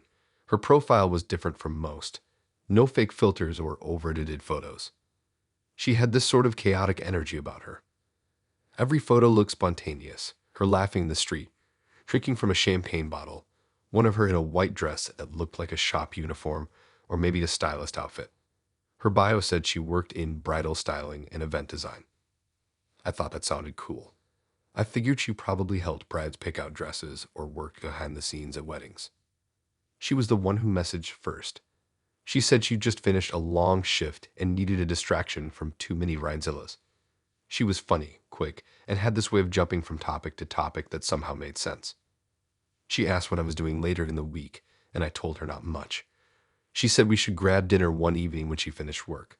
I said sure, and we set a day. On the night of the date, she texted me saying she was running late, stuck finishing up with a client. Then she sent the address of the shop she worked at and told me to just pick her up from there.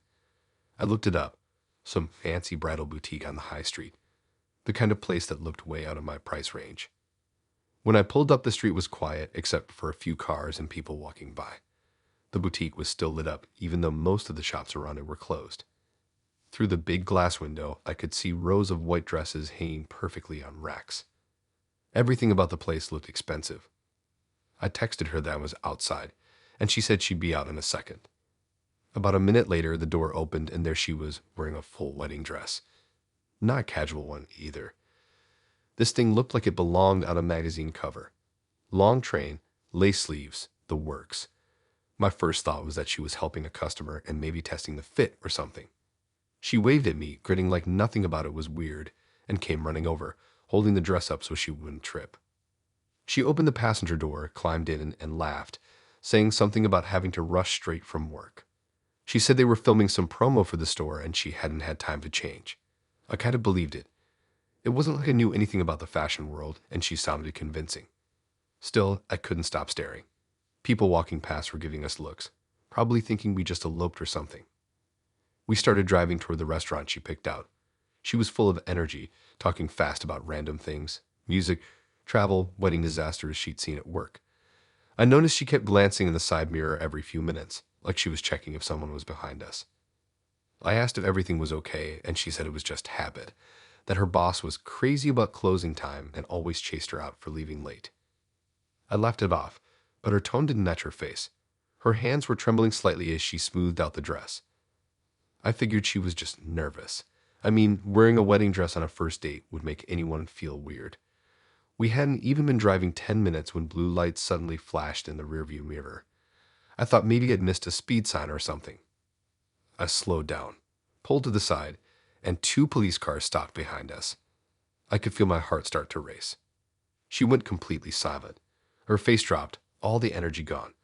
I looked at her, waiting for her to say something, but she just stared straight ahead, gripping the fabric of her dress like she was holding onto it for dear life. The officers got out, approached from both sides, and motioned for me to roll down the window. I did, trying to stay calm. One of them looked at her, then at me, and asked who she was. I said she was my date, that I'd just picked her up from work at the bridal shop down the street. He nodded but didn't look convinced. He asked her name, and she hesitated before answering. The other officer was already speaking into his radio, eyes scanning the car. After a few tense seconds, they told me to turn off the engine and step out. I did exactly that. They asked me how long I'd known her, and I said I'd only just met her tonight. One of the officers sighed and said they'd explain everything in a second. They opened her door and told her to step out too. She didn't move. She just sat there, clutching the edge of the dress. They asked again, firmer this time, and she finally stood up, eyes darting between them like she was trying to figure out an escape. That's when I saw the price tag still hanging from the dress, tucked under the lace near her waist. The officer asked if I knew anything about the dress, and I said no. He said it had just been reported stolen from the boutique 10 minutes earlier. Apparently, she walked in pretending to be a client with a late fitting appointment, waited until the clerk went to the back room, and then walked straight out the front door wearing the dress. The staff had immediately called the police and given them a description of the car that picked her up. I felt sick. I told them she told me she worked there. The officer said that wasn't true, that she'd been to that same store the week before pretending to work there too, trying to get access to the fitting rooms. They'd caught her on camera before, but never managed to stop her in time. She started crying, saying it was a misunderstanding, but they'd already run her name. Turns out she'd done this in multiple towns, stealing designer wedding dresses, reselling them online under fake names. They said some of the dresses were worth thousands of pounds. The one she was wearing that night was nearly 4,000 pounds. They cuffed her right there on the side of the road. The sight of a woman in a full white wedding dress being arrested under flashing blue lights felt unreal. People driving by slowed down to stare. She looked over at me once as they put her in the car, eyes wide like she couldn't believe I was actually watching it happen. After she was gone, the officers asked me to come down to the station just to confirm the story, which I did. They were nice about it, said it was clear I had no part in it. They'd been tracking her for weeks after similar thefts in other cities. Apparently, she always used dating apps to find people who'd unknowingly give her rides after she pulled the stunt, so it looked like she wasn't alone when she left the store. By the time I got home, it was past midnight. My phone buzzed with a message from an unknown number, just the words, "Sorry about tonight." I deleted it immediately. I kept thinking about how confident she looked when she ran out of that boutique, smiling like nothing was wrong. How calm she sounded when she said she worked there. It was all planned out like she'd done 100 times. Now, every time I drive past a bridal shop, I think about that night, the flashing lights, the silence in the car, and her sitting there in a stolen wedding dress, acting like it was all normal.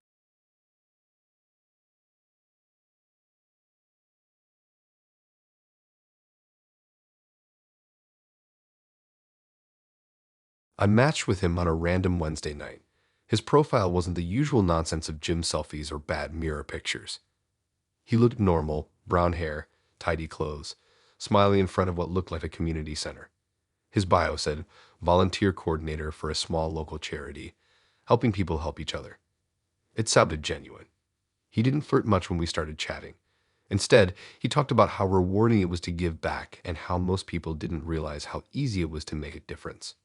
He seemed grounded, humble, the kind of guy who'd rather talk about what he does than try to impress anyone. After a few days, he said his charity was doing a small street collection that weekend and asked if I wanted to come help. He said it wasn't a date exactly, but it'd be nice to hang out while doing something good. Honestly, it sounded harmless.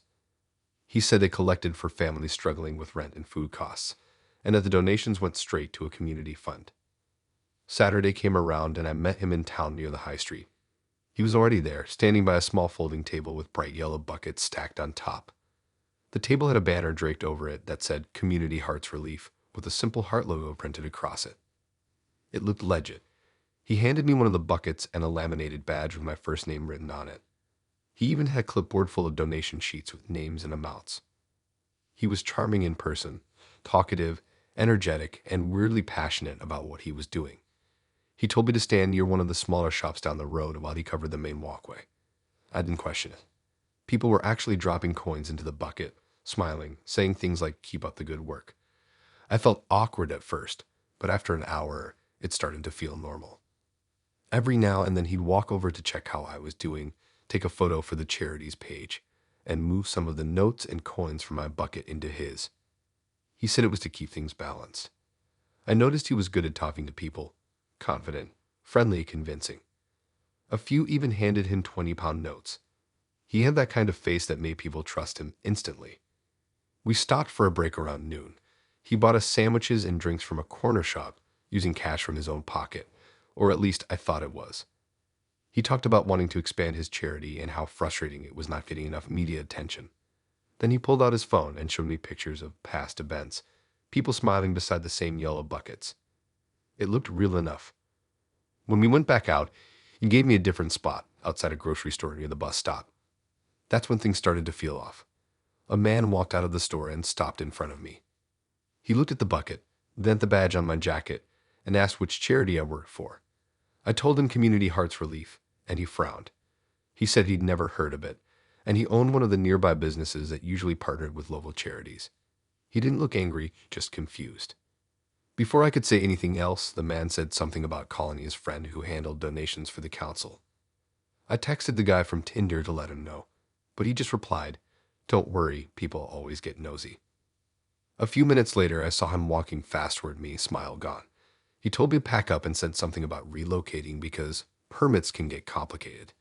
He grabbed the buckets, stacking them quickly, and told me to follow him back to his car. I didn't understand what was happening, but his whole energy had changed. As we walked, I noticed people staring. One of them was the man from before, standing outside his shop with his phone out. My stomach started to twist. We got to his car, an old gray hatchback parked around the corner. He opened the trunk and started shoving the buckets inside. I remember hearing the clatter of coins, some spilling out onto the pavement. I asked him what was going on, but he ignored me, slamming the trunk shut. Before he could get into the driver's seat, 2 police cars turned the corner fast, lights flashing. They stopped right behind us. He froze. I swear, the moment the officers got out, he didn't even try to talk, just stood there stiff, breathing heavy. They walked straight to him, told him to step away from the car. One of them asked my name and if I worked for him. I said no, that I'd just met him through Tinder, that he said it was for charity. The officer nodded slowly and told me to stand to the side. Another officer opened the trunk and looked inside. I could see from where I stood. Dozens of yellow buckets, some half filled with money, others empty. The officer asked him if he was registered under any official charity name. He muttered something too low to hear, but the officer's face said it all. They told him to put his hands behind his back and cuffed him right there. I just stood there frozen, holding the sandwich wrapper he bought earlier. Turns out the man from the grocery store had recognized him from CCTV footage that had been circulated around town. He'd been running fake street collections for months, setting up outside small shops and stations pretending to collect donations for different causes. He'd switch names every time, printing new banners online. People had reported missing cash and fake charity pages popping up, but they couldn't catch him until that day. When the officers checked his car, they found stacks of laminated badges with random names on them, all printed in the same font, plus several fake IDs. The photos on his phone, the charity events he'd shown me, were all staged, stolen from other organizations' social media pages. I gave my statement at the station. They told me I was in trouble since I clearly didn't know, but I still felt sick about it. I'd spent hours asking strangers for money that went straight into his pocket. He even used Tinder to recruit people like me, switching up the story to sound like a do-gooder, pretending it was a community project. When I finally got home, I deleted the app immediately. My phone buzzed with a text from an unknown number a few hours later. It just said sorry. I blocked it without replying. The next morning, the story was on local news. They called him the Tinder con man charity scammer. He collected thousands over the last few months, hopping from city to city, changing his name every time. Now, whenever someone asks me to volunteer or donate, I hesitate. I keep thinking about those yellow buckets lined up neatly in his car, all labeled with fake causes, all filled with real money from people who thought they were helping. It's crazy how easily someone can fake goodness. He didn't just scam strangers.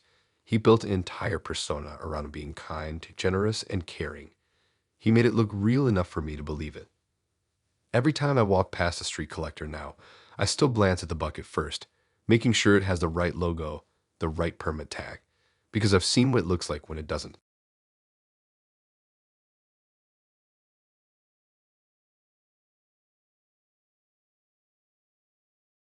I matched with her late on a Friday night, just scrolling before bed.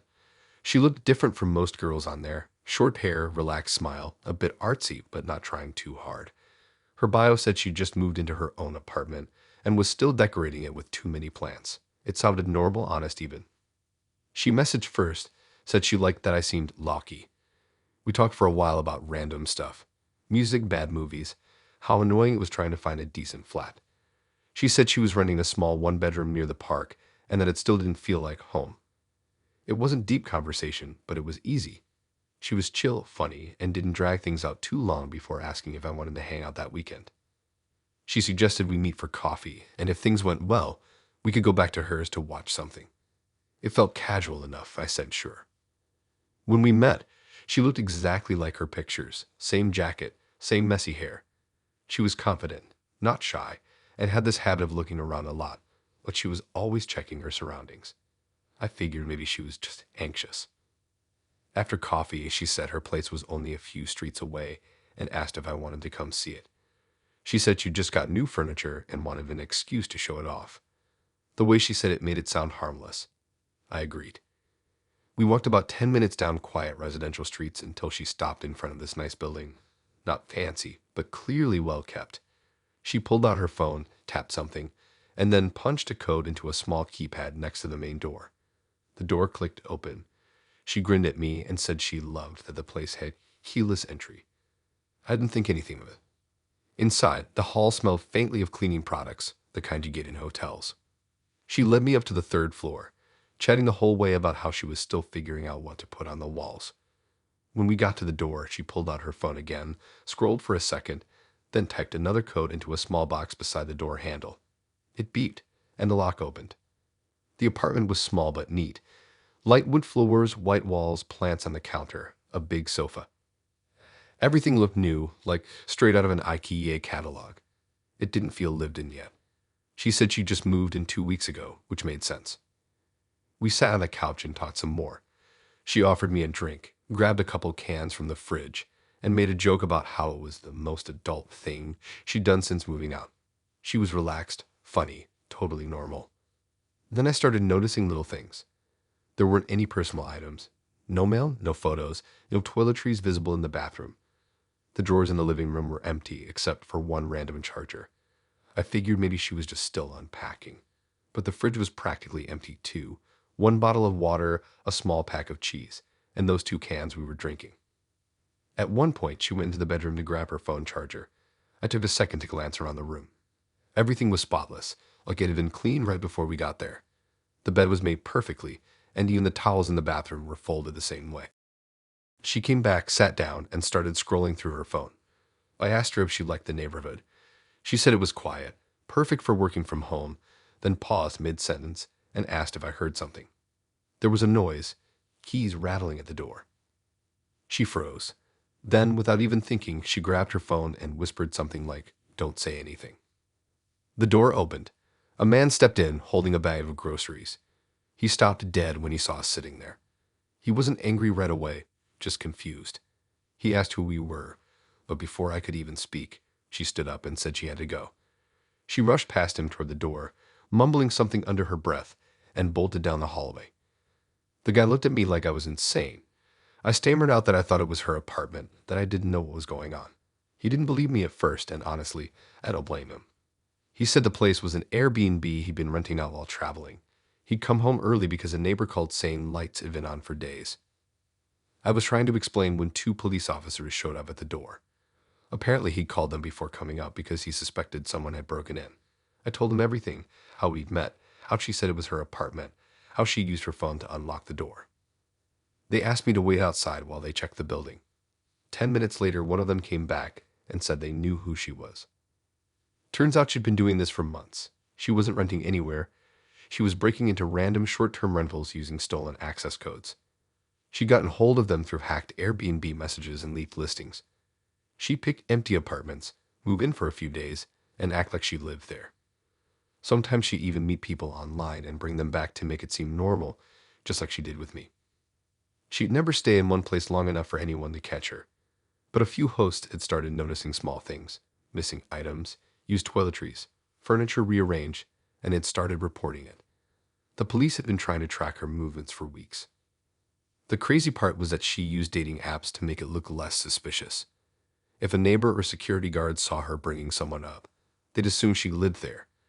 It made her harder to catch. I was basically part of her cover story without even realizing it. They showed me a picture of her on their tablet. It was her, same clothes, same hair, but the name was completely different.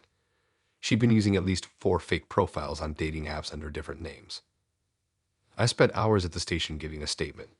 They said the guy whose place we were in was lucky she hadn't taken anything. Apparently, she usually left just before the hosts returned. They figured she must have been planning to leave that night. When I finally got home, it felt surreal. I read through her messages again, and everything looked so normal. There was no hint, as she wasn't who she said she was. Even the photos of her apartment she sent before looked identical to the one we've been in. It must have been from the same Airbnb listing. The next day, one of the officers called to say they'd caught her 2 towns over. She tried the same trick again, but this time the host cleaner arrived early. They found her asleep on the couch. It's weird how calm she'd been that night, like she'd done it so many times it didn't even faze her anymore. Just another fake place, another fake life, another fake name. Now whenever someone says, "Come back to mine," I hesitate. I still picture her standing by that keypad, typing the code like she'd done it 1,000 times before.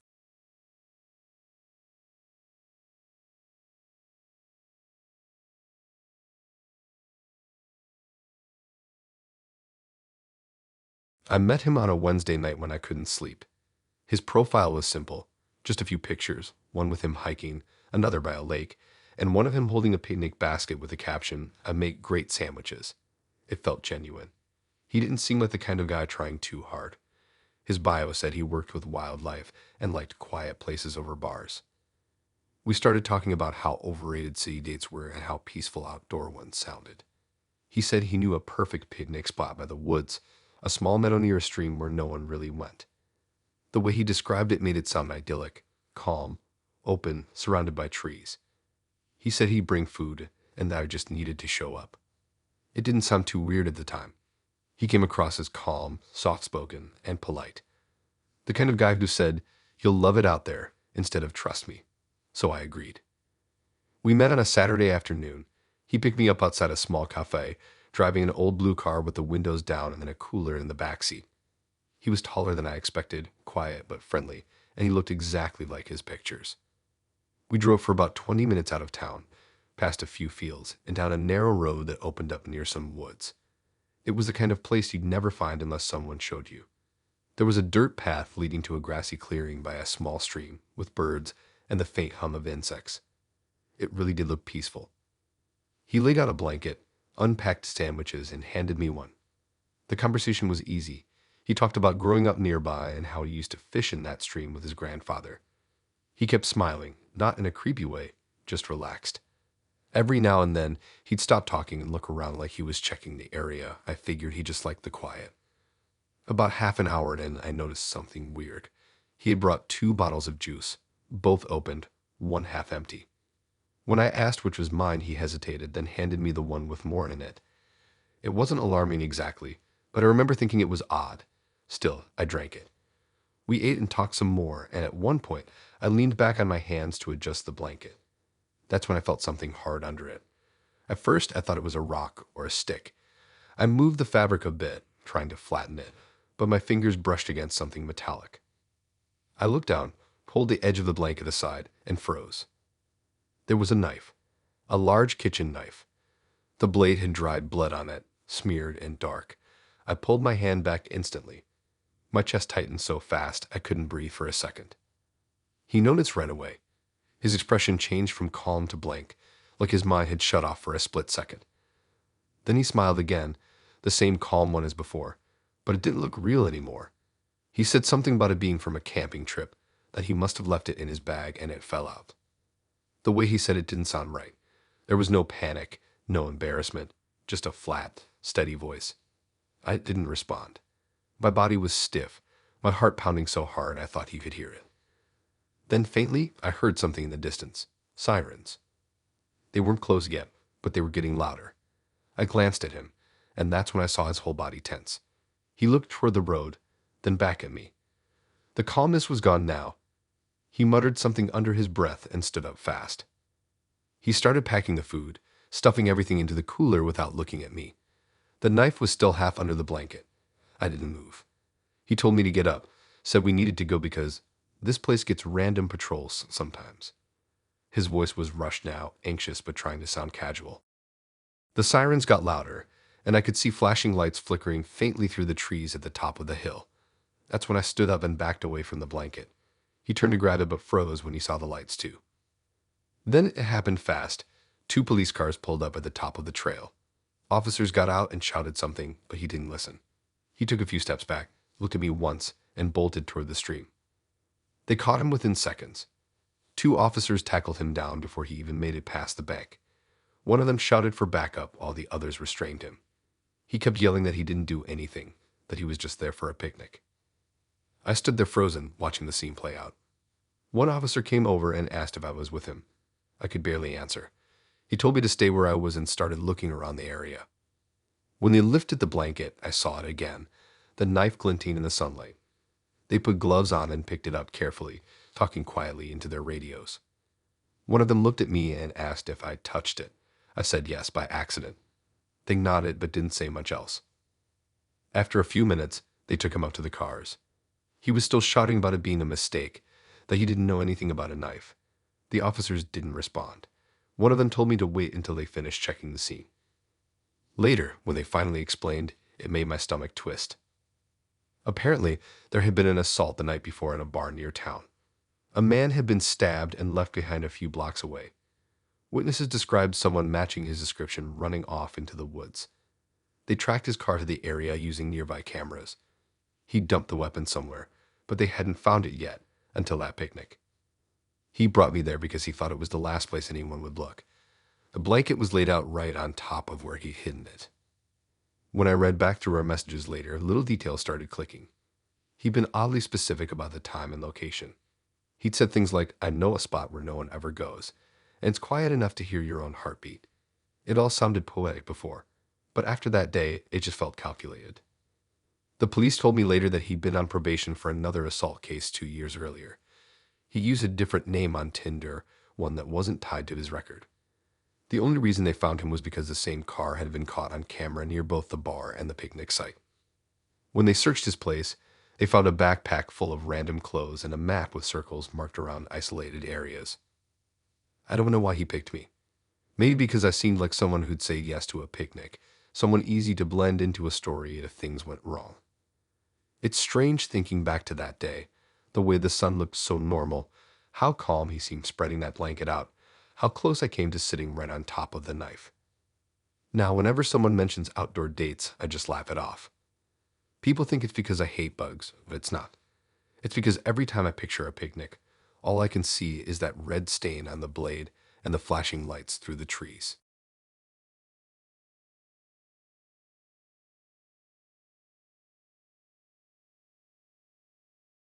I matched with her on a Thursday night when I was half scrolling out of boredom. She had that effortless kind of confidence in her photos. Dark hair, sharp smile, tattoos that looked like they actually meant something. Her bio said she worked at a local bar and that her schedule was as chaotic as her playlists.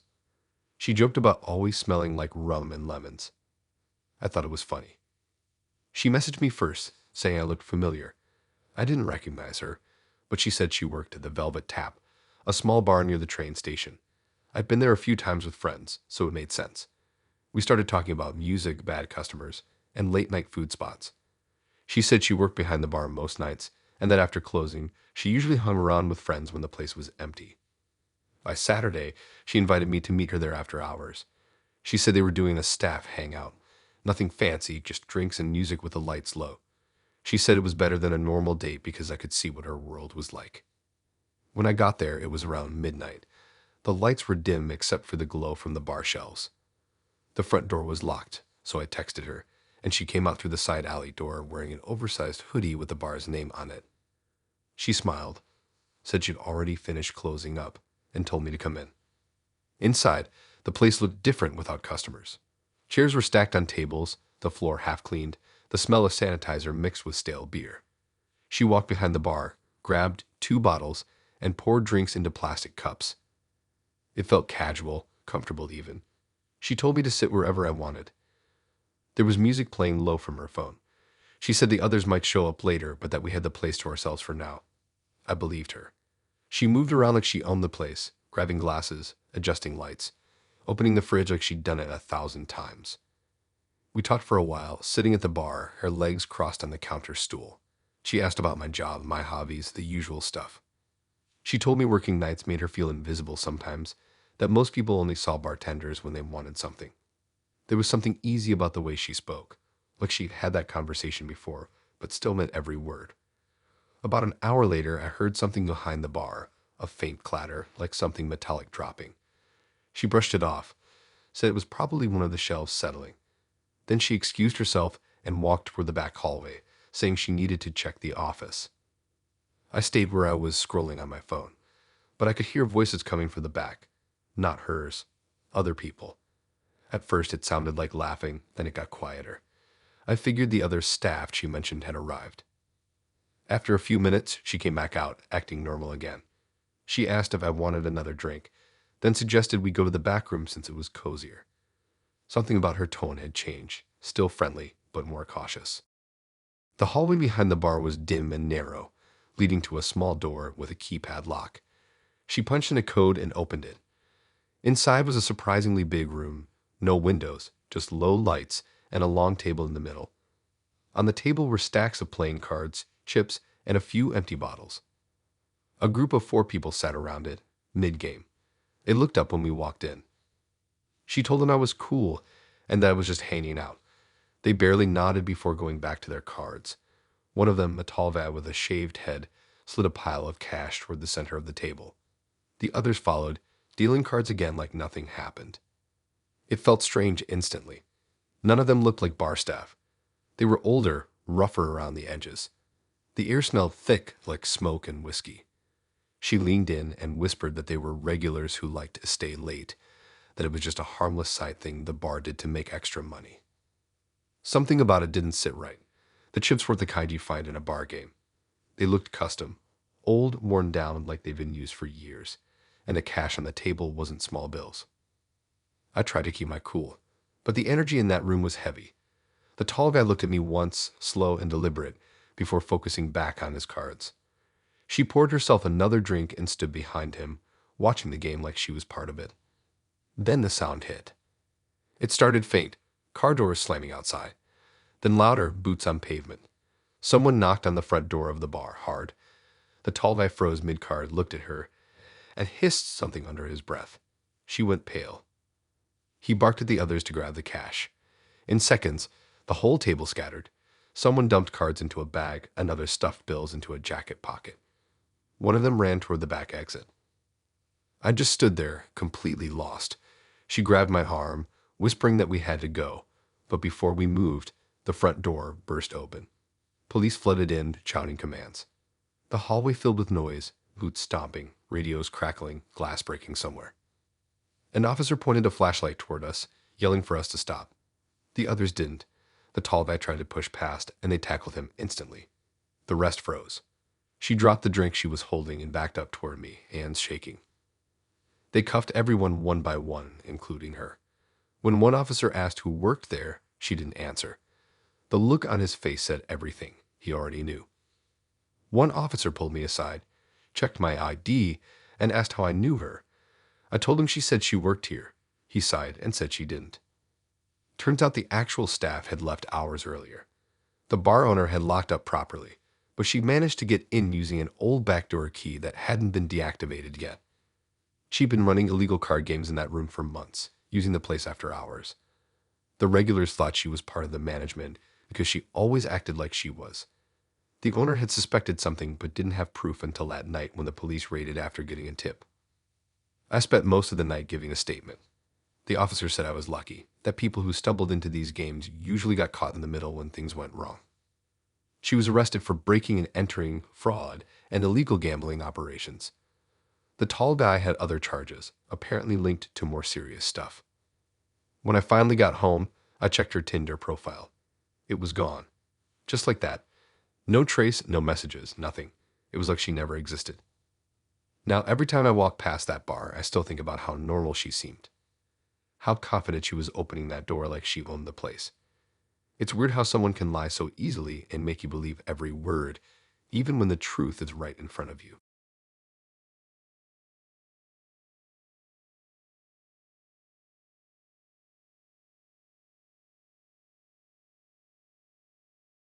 I met him on a Sunday night when I was half scrolling through Tinder out of boredom. His profile was simple, no gym photos, no shirtless selfies, just a few normal pictures. One at cafe, one with friends, one of him cooking. His bio said he was good with food, bad with small talk. It sounded funny, so I liked it. He messaged first asking about my favorite restaurant in town. We talked about food for hours. He said he loved cooking but preferred eating out because it gave him ideas. He mentioned he worked in a few kitchens around the city, though he didn't say which ones. I didn't think much of it. After a few days of talking, he suggested we grab dinner together. He said he picked the place, somewhere underrated and quiet. I agreed. It sounded nice. A lucky dinner without all the chaos of crowded restaurants. He booked a table at this small Italian place I'd never been to, tucked in a quiet corner near the old part of town. When I got there, the lights were warm, the smell of garlic and herbs hit immediately, and soft music played from a speaker above the bar. It looked cozy. He was already there when I arrived, sitting at a corner table by the window. He stood when he saw me smiling, waving me over. He looked exactly like his pictures, clean-cut, calm, friendly.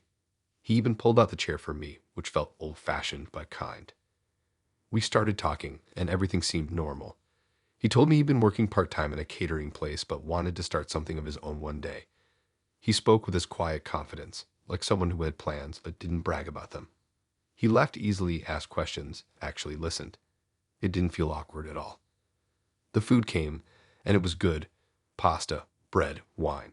We talked about movies, travel, random stuff. He said he liked old films because they had more honesty.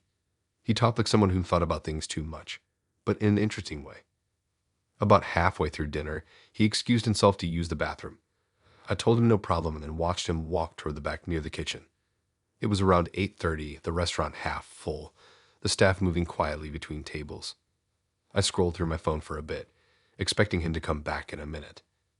5 minutes passed, then 10. I started to notice it. The server came by to ask if everything was okay, and I said my date had just gone to the restroom. She smiled politely, but something in her expression looked off. Another few minutes went by, and the atmosphere shifted.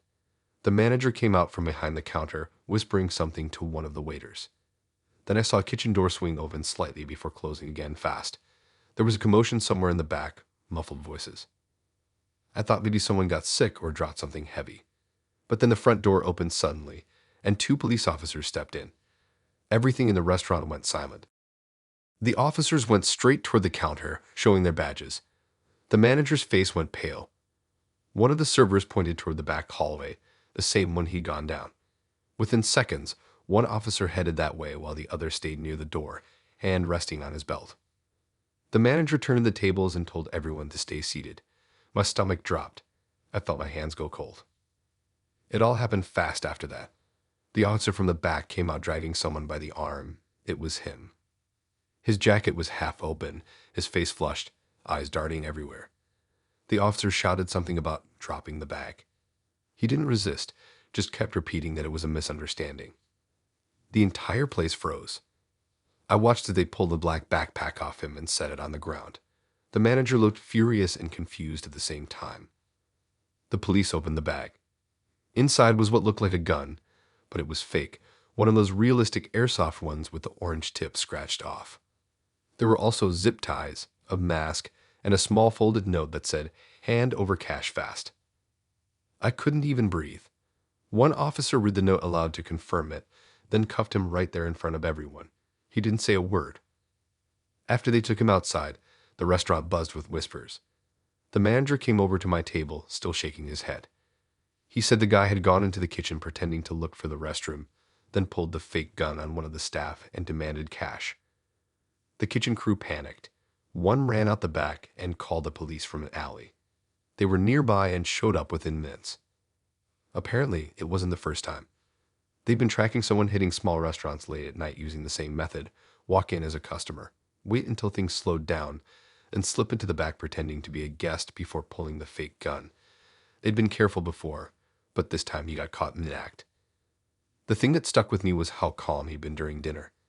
Not nervous, not twitchy, just normal. He didn't fidget or act strange. He didn't even check his phone. The only clue I could think of afterward was the way he kept glancing at the staff whenever they passed. At the time, I thought it was habit. People watchers do that, but now I realized he was probably planning when to move. The police asked me to stay after everyone left. They said he'd been using Tinder and other apps to make it look like he was on a date during the robberies, so if anyone saw him alone, it seemed harmless. He even messaged people with real plans just to build an alibi, sometimes ditching mid-date to hit the target in the same building. I gave my statement and left around 11. The street outside was dark, the restaurant lights dimmed behind me. They still had the doors locked with officers standing guard. Driving home, I kept replaying every moment. The way he smiled when he poured the wine, how casually he walked toward the back, how nothing about him felt dangerous. It didn't even seem real that someone could be planning a robbery while making small talk about movies. Later, the police called again to confirm they charged him. He'd hit at least 3 places in the last 2 months, always small, independent restaurants with late-night staff and easy exits. He never used real weapons, but the fear he caused was enough to make it serious. His name wasn't even the one on his Tinder profile. The account disappeared by morning. I guess that's the easiest part to erase. Just delete it, move on, make another. Now, whenever I'm at dinner and someone gets up to go to the bathroom, I watch the door without meaning to. Every time it swings open, I expect someone else to walk out instead. It's strange how someone can sit across from you, laugh, eat, look completely normal, and at the same time be planning something that could have gone so wrong. He walked into that restaurant pretending to be on a date, but he was really just waiting for a moment to disappear. And when he did, I was still sitting there smiling, thinking he'd be back in a minute.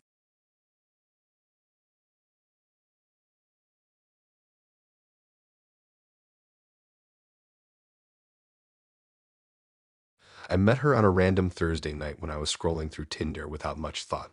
Her profile stood out because it wasn't full of selfies or filters. Every photo looked like it came from a different world. Empty rooftops, dark tunnels, abandoned train stations. Her bio said, "Urban exploring keeps me sane. You either get it or you don't." I didn't really get it, but it sounded interesting. She messaged me first.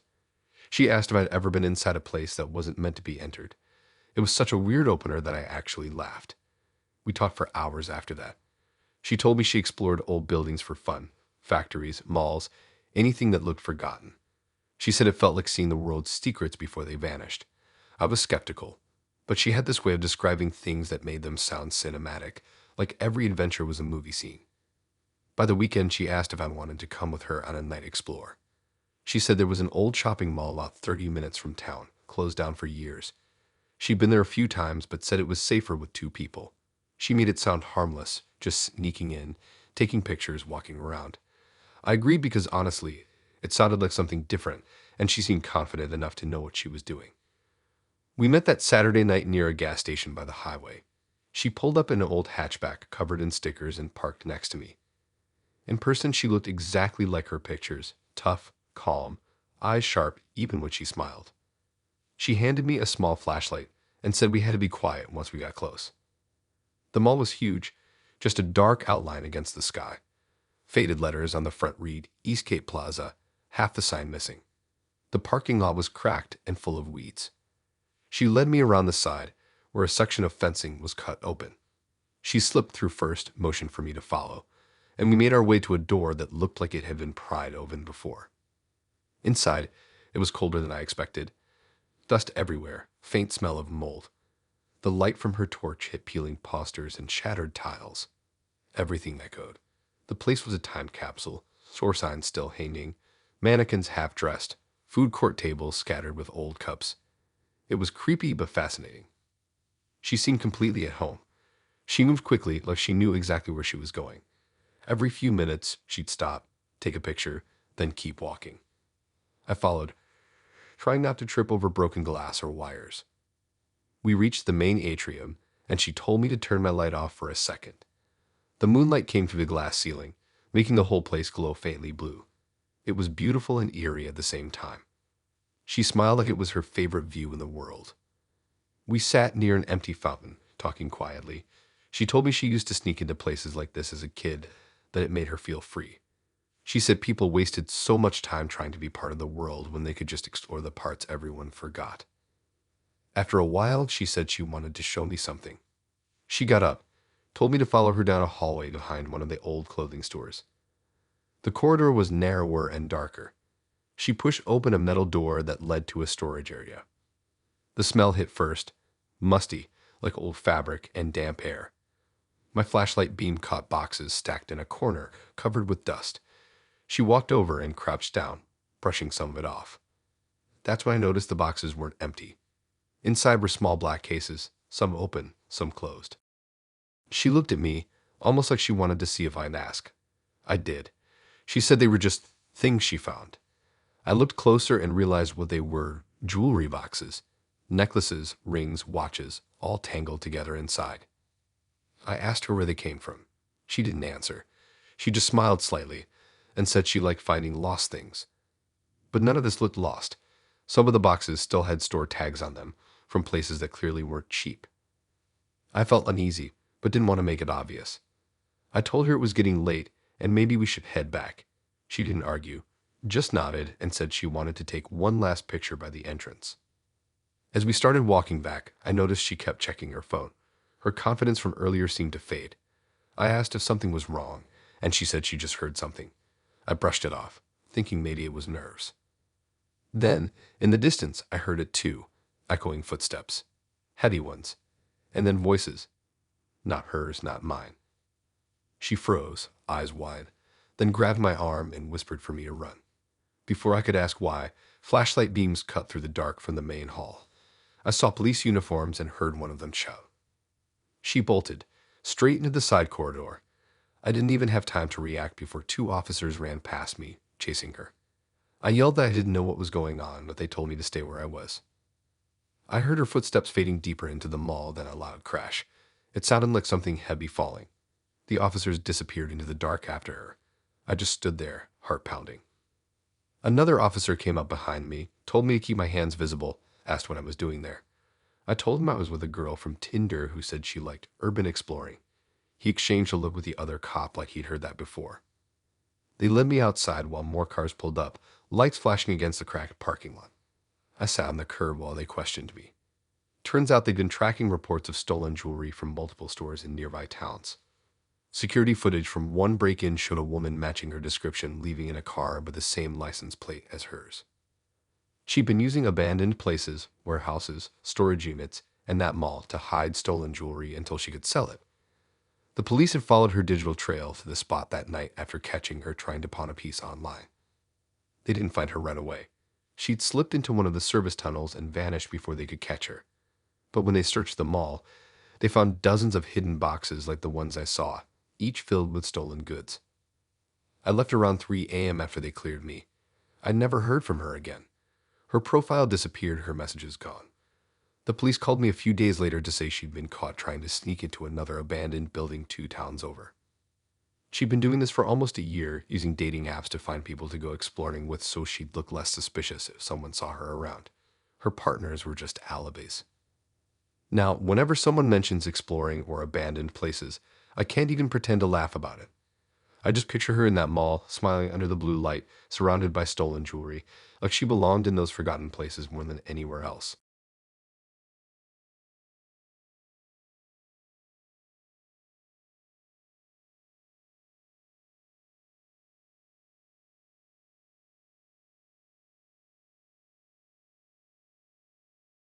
It started like any normal match. He looked normal, clean, confident, a little older, but not in a weird way. His pictures were all casual.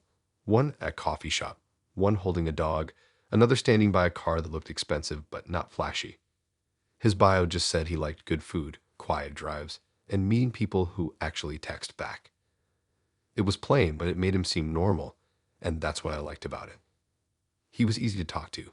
He replied fast, nothing creepy, just small talk at first. We talked about work, music, and favorite takeout spots.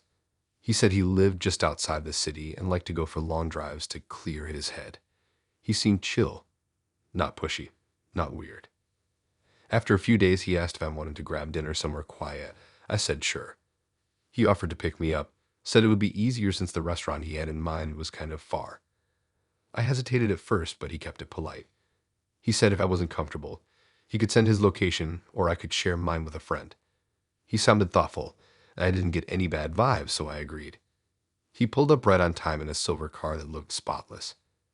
I remember that clearly it was way too clean inside, like he'd just gotten it detailed. He smiled when I got in, greeted me like he'd been looking forward to it all day. The first few minutes were normal. We drove through quiet streets, music playing low, small talk filling the silence. Then he started turning down roads I didn't recognize. I asked where the restaurant was, and he said it wasn't far, just a shortcut through the back roads. He talked calmly, never breaking his smile. It didn't sound like a lie, but something about the way he said it made me uneasy. After 10 more minutes, the area started looking completely unfamiliar. No restaurants, no lights, just long stretches of houses and driveways. The sky was dim, and the only sound was the car engine. I kept checking my phone, but the signal dropped in that area. I couldn't even open maps. He slowed down near a row of quiet houses and pulled into one of the driveways. I thought maybe it was a detour, maybe he was turning around. But he parked, fully parked. He turned the engine off and said something about wanting to show me something. My heart sank. I looked around. The house looked normal, like any suburban home, but the windows were dark. No lights, no movement. I asked why we stopped there, and he didn't answer right away. He just sat still, hands on the wheel, eyes focused on the front door of the house. That silence felt like it lasted forever. Then, out of nowhere, he said he knew the people who lived there. He said they'd moved recently, but used to have a beautiful backyard. His tone was calm, almost dreamy, like he was lost in thought. I started to panic a little. I asked again where we were supposed to be going, but he ignored it, muttering something under his breath I couldn't catch. I noticed then that the glove box was slightly open. Inside, there was a small camera and a folder of papers. Nothing made sense. My hand hovered over the door handle, thinking maybe I could get out, but we were in a strange neighborhood with no one around. And then, out of nowhere, red and blue lights flashed behind us. 2 police cars pulled up, blocking the driveway. The headlights flooded through the windows, lighting up his face. He froze, eyes wide, and whispered something like, "Not again." Officers got out, yelling commands I couldn't even process.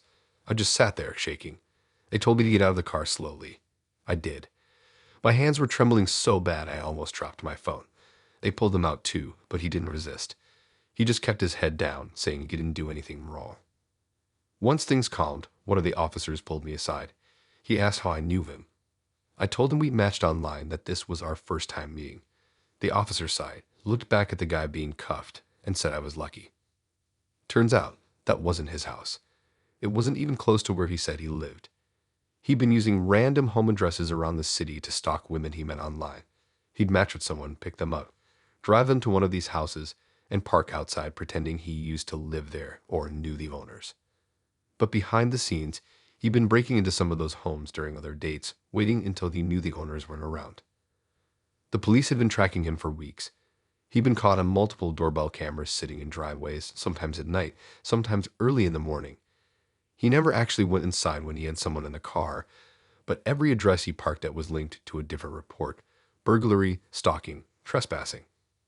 That night, they finally caught up to him because one of the homeowners had noticed the same car on their security camera earlier in the day and reported it. The police recognized the car from an ongoing case and followed it until he stopped, with me inside. When I read that in the report later, it made my stomach turn. He planned that stop. It wasn't random. That exact driveway had been used before. I gave my statement, still trying to piece everything together. The police said I'd likely been part of his cover. He pretended to be on a normal date, to make himself look harmless if anyone saw him parked there. Sometimes when neighbors called the police, he'd use his date as an excuse, say he was just dropping someone off or waiting to pick them up. It worked more than once. They found more evidence in his car that night, a notebook with addresses written in messy handwriting, a small camera used to record through windows, and printed screenshots of messages from different dating apps, dozens of profiles, all under fake names. He wasn't interested in the dates at all. He just used them to make his break-ins look innocent. They took him away, and I sat on the curb for a long time while they searched the car. One officer gave me water and told me to call someone to pick me up. My hands wouldn't stop shaking. I kept thinking about the moment he turned off the car and stared at that dark house. How normal he seemed up until then. The next morning, I deleted Tinder. I know people say that after bad dates, but this time it wasn't a joke. I kept replaying how he smiled when I first got in, how easy it was to trust him because he didn't act like the creepy ones. He acted like the safest option, and that's what made it worse. Now, whenever I see a clean silver car drive by or a stranger smiling too confidently, I think about that night, about how close I came to being just another name on one of his lists.